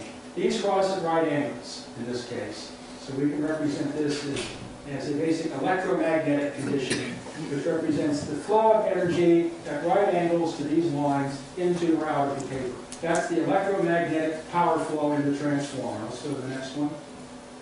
Okay, this is the actual lining up of the flux lines. This is how they actually look in space to a certain degree. And where they cross, that creates the photon flux, which represents the energy flux moving down in space between the wires. Let's keep going. That's basically how it moves. Okay, keep going. So what we're looking at here is this is the windings of the transformer, okay? And we're looking at these 3 terms. So we're starting to work into this is a Tesla coil, let's say. These are the dynamics inside the Tesla coil, which is not operating as a normal transformer because it's compounding these waves now instead of just isolating out specific ones. Okay, I came up with the engineering math in order to calculate this for any simple solenoid to make it operate in the Tesla mode. These are not abstract, these are basic formulas for people to sit down, measure the length of the coil in inches, and find out the frequency of the beams. So just run through all these real quick. Okay, now this is the longitudinal wave. Okay, now the mutual magnetism surrounding the windings, okay, and the dielectric flux between the windings is now moving in the same direction. This is how we're starting to get the Tesla wave rather than the electromagnetic wave. Keep going. So now our flux patterns are combining. Let's keep, I think we've got them all backwards here. One more. Okay, one picture is not in here. Go back, go back. So I have to take my word for it. Keep going back. Back? Keep going back. We always want pictures. We don't want anything else other than pictures. Okay, yeah, we have the flux lines. Okay, so go to the next one. You got it all. So the basic energy now is not in photons, but it's in these longitudinal forces moving between the 2 conductors in the direction carrying from one conductor to the other, where the electromagnetism is at 90 degrees displaced. In other words, one Versor rotation in the other direction. So we have our 2 Versor components, hence the A plus JB. Reality can still be applied to this, but in a somewhat more complicated fashion for space, because we're dealing more with multiplication than we are addition. Okay, keep going. So the energy now can't be blocked by metal, so to speak, anymore. And these longitudinal waves, that's what carries the energy from the primary to the secondary of the transformer, even though the physicists say these waves don't exist. If you do it the way the physicist says, you have the explosion at the shipyard. Okay, let's keep going. These are all the formula for making your own Tesla coils. We don't need any of that. Keep going. So this is basically how the resultant energy moves around the Tesla coil. Okay, we have energy flow A, and we have energy flow B multiplied by operator K that says we've gone from longitudinal to transverse.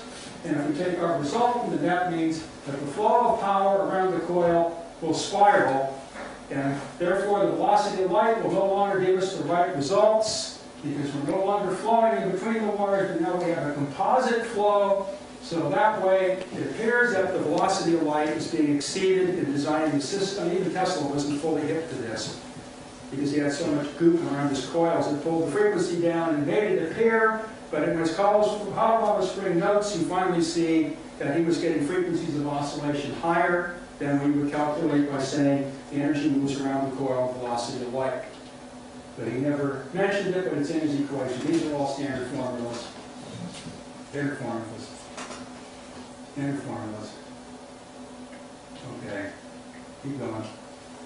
So this is the actual transformer winding. So you can see all these little squares in here. Now substation transformers are wound with stacks of pancake or Tesla coils to minimize the voltage gradients and to keep the mutual induction going. So each one of these is what's called a pancake coil, and they're stacked in series. Okay, now the first attempt to analyze these waves in Steinmetz's time resulted in complete blockage because the differential equations were too difficult to solve. And as Steinmetz said just before the explosion at the shipyard, that the Maxwell does not give us the combination of transverse and longitudinal fluxes, but nets them into one.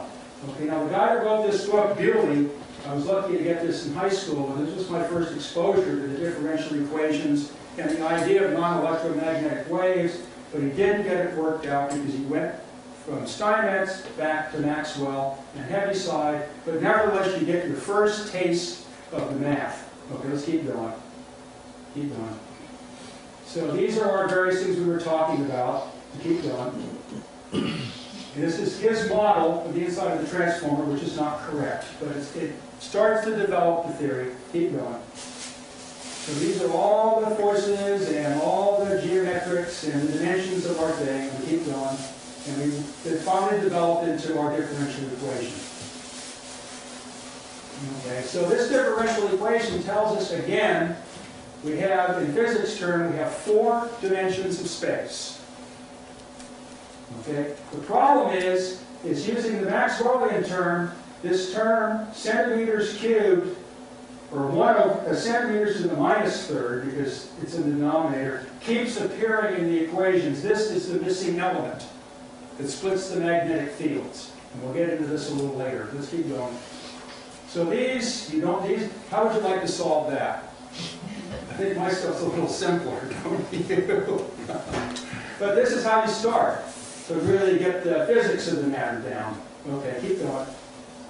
So these are just talk about it, but this is kind of, so now I've come up with this is basically, we're using the Alexanderson antenna Bolinas now as our model to develop the dimensions of this type of energy flow, because it had longitudinal as well as transverse wave propagation, which were phased in such a manner that there was no velocity of propagation whatsoever. It was infinite, or undefined. So the entire antenna, even though it was 3,000 feet long, the voltage was in the same phase at one end to the other, so the whole antenna would move in unison instead of Marconi's, where the energy had to go back and forth and didn't engage in the radio wave, but just had all this bouncy that caused, heavy voltages and currents that did nothing.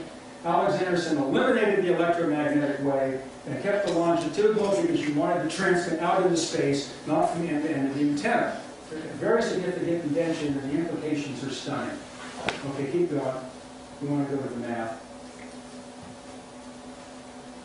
Okay, so we're going to take this circuit representation as an analog computer to do calculations on. This circuit represents transverse electromagnetic power flow, where the lines of force are at right angles to the flow of power. This is the inductance in the space between the wires.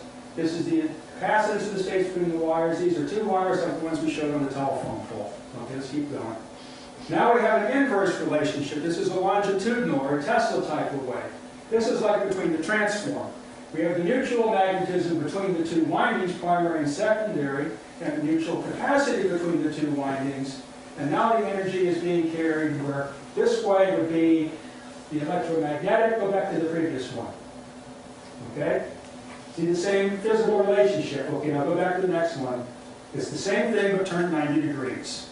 This is where the versor operators come in. These are the same coils and capacitors. This is an analog computer that I built. Charles saw these down in the desert. This is how I do my calculations with analog computers because they're real. I can put a voltmeter on it and I can get shocked off of it. Okay, keep going. So now we're combining these things into what I call concatenated, where one network is compounded into another network of a different form, and we're taking the longitudinal and transverse and mixing them together. What's going off on us now? It's Flickering conspiring. a little bit. The machine, the computer goes together. That's fine. Next. Okay, let's keep going. Okay, now this one here represents the power flow in a Tesla coil. We call this a shunt concatenated transmission network. Okay, keep going. Now this represents the system of the Bolinas transmitting antenna, where part of that was compensated out by the opposite network. In other words, the transverse and longitudinal were phased with each other to cancel each other out. This is how the antenna in Bolinas was connected. Okay, keep going. So this is our test setup. Here's our experimental network, which consists of 10 of these circuit elements hooked in series to make a transmission line for a transformer coil. Each one of these previous diagrams you saw was like one turn or one pair of wires. And then we connect them together to get our total line. So that's represented by this box, where Z represents the impedance and Y represents the admittance, which we read back to earlier, which is our basic ratios of magnetism to dielectricity. And the product of those two gives us our speed of propagation, or velocities, or time lag, or whatever differential function we're dealing with. In other words, what dimension are we changing? Are we changing in space, or are we changing in time? This gives us that factor. This gives us that gamma to the base and to the power that we saw earlier in the AC equations. Okay, let's keep going. Okay, now this is the response of the networks. Is there a way we can stop this thing from flashing at us?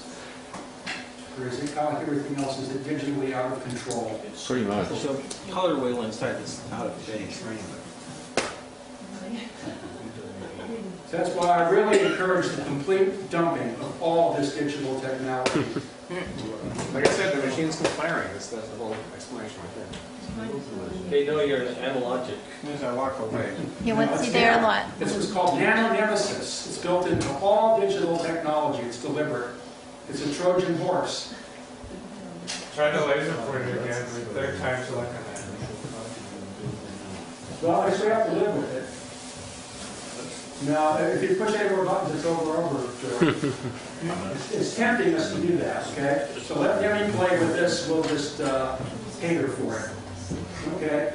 So we start to measure the bandwidths of these networks. We find that the normal transverse network, like a telephone line, okay, has what's called a low-pass condition. In other words, we increase the frequency. We get to a certain point where the line will no longer pass the frequencies. We'll only go so far, and then it'll cut off. But in a transformer or longitudinal type waves, it's the other way around.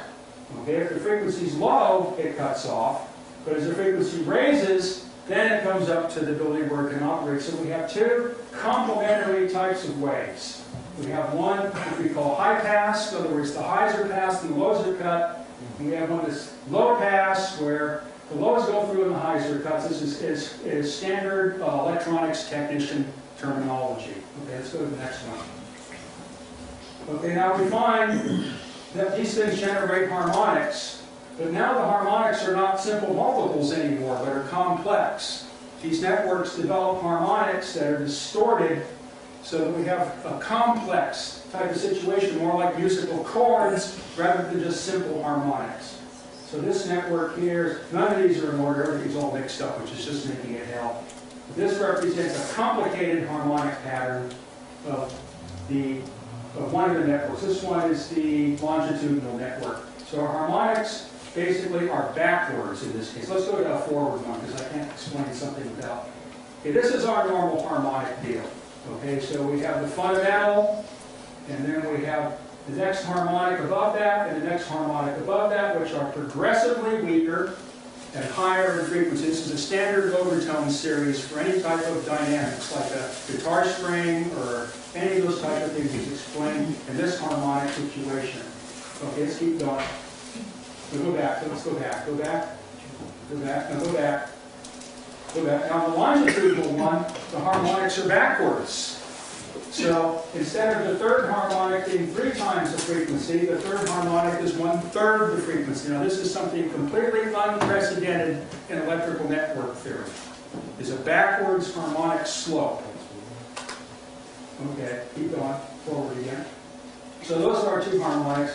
So this basically then, now we're starting to, this is our bandpass flows. So let's just go beyond all this. I just wanted to show the 2 harmonics. Keep going. Okay, now this is the oscillatory discharge of these waves in a Tesla coil configuration, which is basically the frequency becomes slower as the energy exchange continues. Unlike the simple coil capacitor where we're locked into a certain frequency, now what happens is we have a chirp instead of a whistle. The frequency goes down as the energy goes down. These are the type of signals you find bouncing around inside the Earth if you have the antennas to pick them up. Okay, keep going. Now this is the Alexanderson network antenna in Bolinas on an analog basis. The energy readjustment is very complex here and fights itself. So it's much more difficult to tune these type of networks than it is the Tesla network, which tends to want to become more cyclic. So you can see the waves are fighting, but it's the same thing. The frequency is tending to go down. As we see, as we measure the time between the crests and troughs, they get progressively longer. Now, this was drawn off of an oscilloscope. Both of these were drawn off an oscilloscope. Okay, go ahead. So these are the bandpass characteristics of the various networks. So we can see we have frequency complications here. We don't have just like one frequency or harmonics. We have all these various frequency relationships like sidebands. And there's a certain type of bandpass condition here where the network becomes completely transparent or scalar, and that would be the point in which you would have no propagation velocity, but it would be uniform. But it's very difficult to achieve that balance, and it's kind of beyond the scope of the discussion now. Okay, now this is another spectral plot of one of these networks in oscillation. So you can see now the harmonics, and they make these things very well suited for musical instruments because now you can produce these complex tones. Okay, keep going. I'm not ready for anything yet. Please don't disturb me. Okay, keep going. Keep going. Okay, so we're using this now as our most generalized network. This is our analog computer. This represents one element, or 1 centimeter of length down the Alexanderson antenna. Okay, keep going. So this gives us the capacitance, okay, in farads per centimeter, but now we have a longitudinal component, which is the inverse capacitance, or per farads per centimeter. Okay, now we have our normal inductance L, okay, which is in henries per centimeter down the line, but now we have a new dimensional relationship, which is the mutual induction, like between the transformer windings, in per henry per centimeter down the line. So now we have 2 inductions in the spatial relationship, and we have 2 inductions in a counterspatial relationship. We no longer have a simple double energy transient like the car coming to a stop and reversing. Now we can take a situation where not only the car moves forwards and backwards, but if you push down on it, the springs absorb the energy and push the car back up. So now we have the car bouncing this way, and we have the car bouncing this way. So now we have a complex energy interchange between 4 poles rather than 2 poles of energy coefficients, and it results in a mathematical situation that can't be calculated except by using the Steinmetz method. So let's keep going. You'll pause just a second. So what's that? Hang on just a second.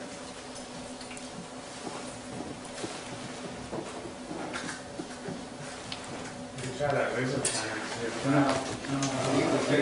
I won't use any of this stuff, it's all man. I normally just do all this with paper and chalkboard. Okay. And it doesn't send these ELF waves into your brain to try to make you get sick. Okay, so these are the standard dimensional representations that are used by electrical engineering. So capacitance is given farads per centimeter, is given in these dimensions. In other words, I have time squared in the numerator and I got length cubed in the denominator. So the capacitance in farads per centimeter is seconds squared per centimeter cubed. These are established by the British Association, and thereafter the dimensions that we call capacitance. Okay, it's inverse. Okay, where this is considered the compliance of the electric field. This is considered the elasticity of the electrical field, which is the inverse of capacitance, the mutual or the Tesla component. In this case, if I take it on a per centimeter basis, it gives me centimeters per second squared. So the distributed mutual capacitance, so to speak, is in centimeters per second squared. The transverse or electromagnetic is in seconds squared. Is basic, simple, and same thing with inductance. Henries per centimeter is centimeters.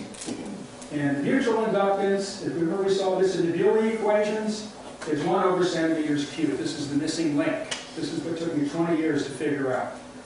This is the missing link, and it's per centimeters cubed. Now let's turn these into space-time waves. Right now our topic is space-time.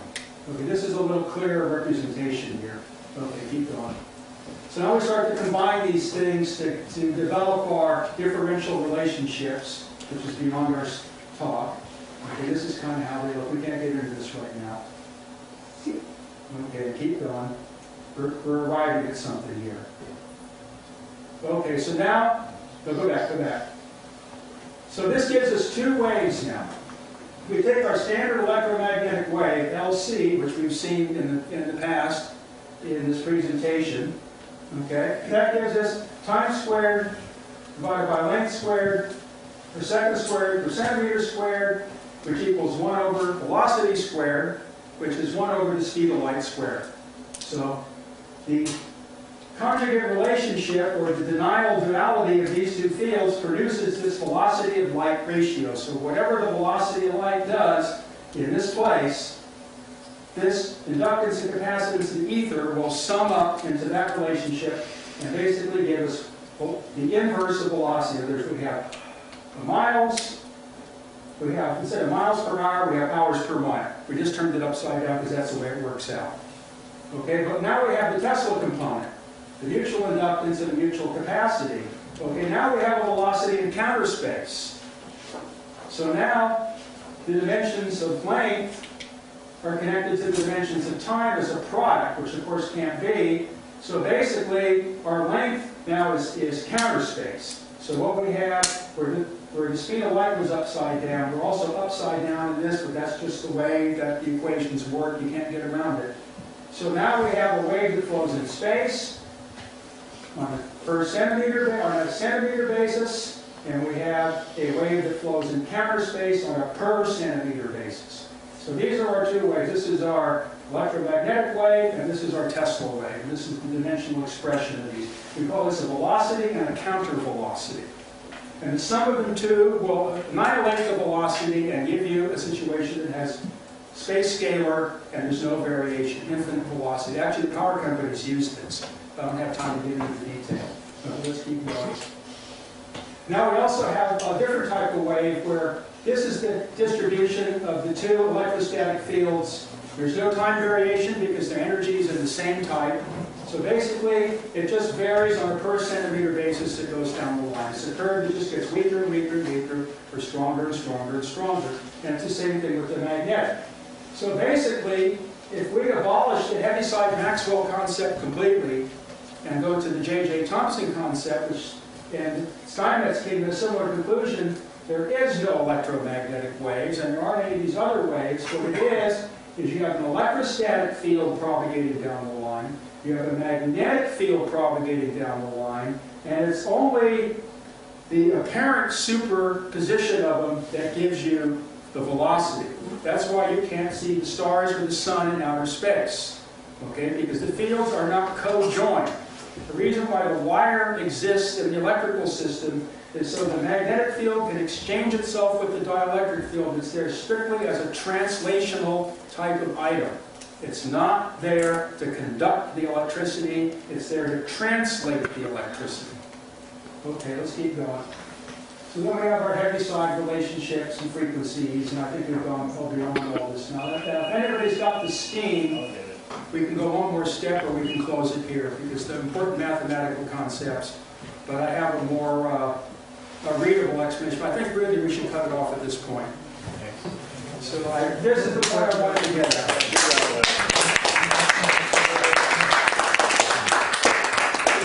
Is the surface of the wire the interface to the ether, and that's actually what propagates this motion, these different forces? Is that what's going on? Right. What Maxwell's discovery was is the electricity flows in the insulators, not the conductors. So a person could design a chip. Just hear out. Well, Hold on. A person could design a chip, theoretically, with an extremely high surface area to volume ratio, many layers of like nano-thin foil, right. to maximize this interface. Would that be a workable way to look at your model? Well, the thing is, if you bring them close together, then you're storing more energy in the dielectric than you are the magnetic.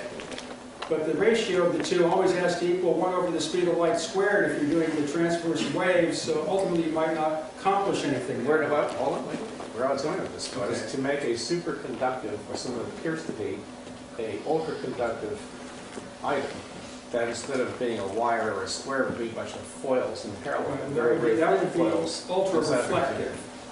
When you say superconductor, that means it's a perfect obstructor. The electricity can't get through the metal in its transverse form. Making a nanoscale perfect surface is no longer a manufacturing problem. Right. So that's why I was offering the file. Yeah. Well, if you form that into the shape of a transformer winding, where you have divisions in 2 axes, in other words, rather than one, you have divisions in 2 axes or 3 axes, then you can start to move these complex waves through the system. But that's basically, you're just building a transformer of very tiny dimensions. Well, or you can build a replicatable structure on a larger scale. Yeah. And if you were to approach a manufacturer of this kind of thing that has this capacity, you might approach them with that idea. Well, catalyst. Yeah, that's kind of out of my area. Unfortunately, I didn't have time to get into the last part of this. It shows how I use this to receive these waves out of other dimensions, so to speak. You just have to come back again Yeah. next month. Well, I was trying to give you like a practical sense of like how like a big company might say, gee, we could use this for something. That might be really helpful. Well, it's the power industry. The power industry already does this, okay? Here's the basic problem. This is where I'll close it because I got to take a break and drink some juice and maybe take a few more questions. Power industry has a problem, okay? LA Water and Power generates its electricity in Las Vegas because they don't care if they puke out the air in Las Vegas because Las Vegas is a place to puke. So what they do is they have this giant power line that carries it from Las Vegas to Los Angeles, which seems fine and dandy. The resistance of the line obviously is small, okay? But the problem is the power wants to flow at the speed of light, okay? Now, here's the condition that occurs. If the generators in Las Vegas are attempted to stay synchronous with the generators in Los Angeles, the problem is it takes a certain amount of time for the electromagnetic wave to propagate from Los Angeles, or from Las Vegas to Los Angeles. So now if the generator in Las Vegas is sitting at top dead center, so to speak, on one cylinder of an engine, or however you want to represent the phases, the one in Los Angeles has fallen behind by about 1/8 of a cycle. Okay, now if you get to the situation where the line is 1/4 wavelength long, a wavelength at 60 cycles is 2,880 miles. So it's kind of hard to do, but there are some power lines that are very long. So here's what has to be done. If the line gets longer, the generator at the other end becomes more and more, it's in step with what it thinks happening because the retarding potential. When they become 90 degrees apart, they can no longer stay synchronized and you get a big blast. So here's what the power company Unless he does. had quantum entanglement with the two Well, generators. whatever, Just- that doesn't exist in this talk. That's denied. Okay? So here's how they do it. They don't involve themselves in quantum mysticism because you can't make anything out of it that works in the electrical world. They use a very simple thing. They do what we were just talking about here. What they do is they take every 100 miles on the power line and put a capacitor in series with the power line. Now that capacitance in series with the power line sets the time angle back every time the wave is going through a capacitor station. These capacitors are gigantic. It would take 10 of these rooms to fill it. What this does is then it takes no time for the wave to go from Las Vegas to Los Angeles, and the two generators can stay in synchronism. What the power company done has made the propagation velocity through the Alexanderson and Tesla principles infinite. So there's no time delay of energy propagation. Now this is a practical example utilized by the utility companies to bring the two spatially separated items into one unit dimension in the dimension of time by neutralizing space. This is one way, this is how Tesla would transmit. He wouldn't transmit by transmitting the energy. He worked on the principle that the energy is brought into one by a mutual relationship where there is no velocity. In counter space, it's a counter velocity. The farther apart you are in counter space, the closer you are together. That's why these planets can have such a profound influence on the sun, which is going on right now. There's a big planetary alignment, and the sunspot number has been on the bottom now for, it's 22-year cycles at that zero dead point, and this will be the point in the next month which will start to rise and create all the usual havocs it does to the radio and power industry and the usual social insanities and all the things that go along with it. So I have to end there. We're witnessing the insanity part now. What's that? So we're witnessing the insanity part now, as a matter of fact. Yeah, well, unfortunately, it's also cumulative. We have a huge capacity.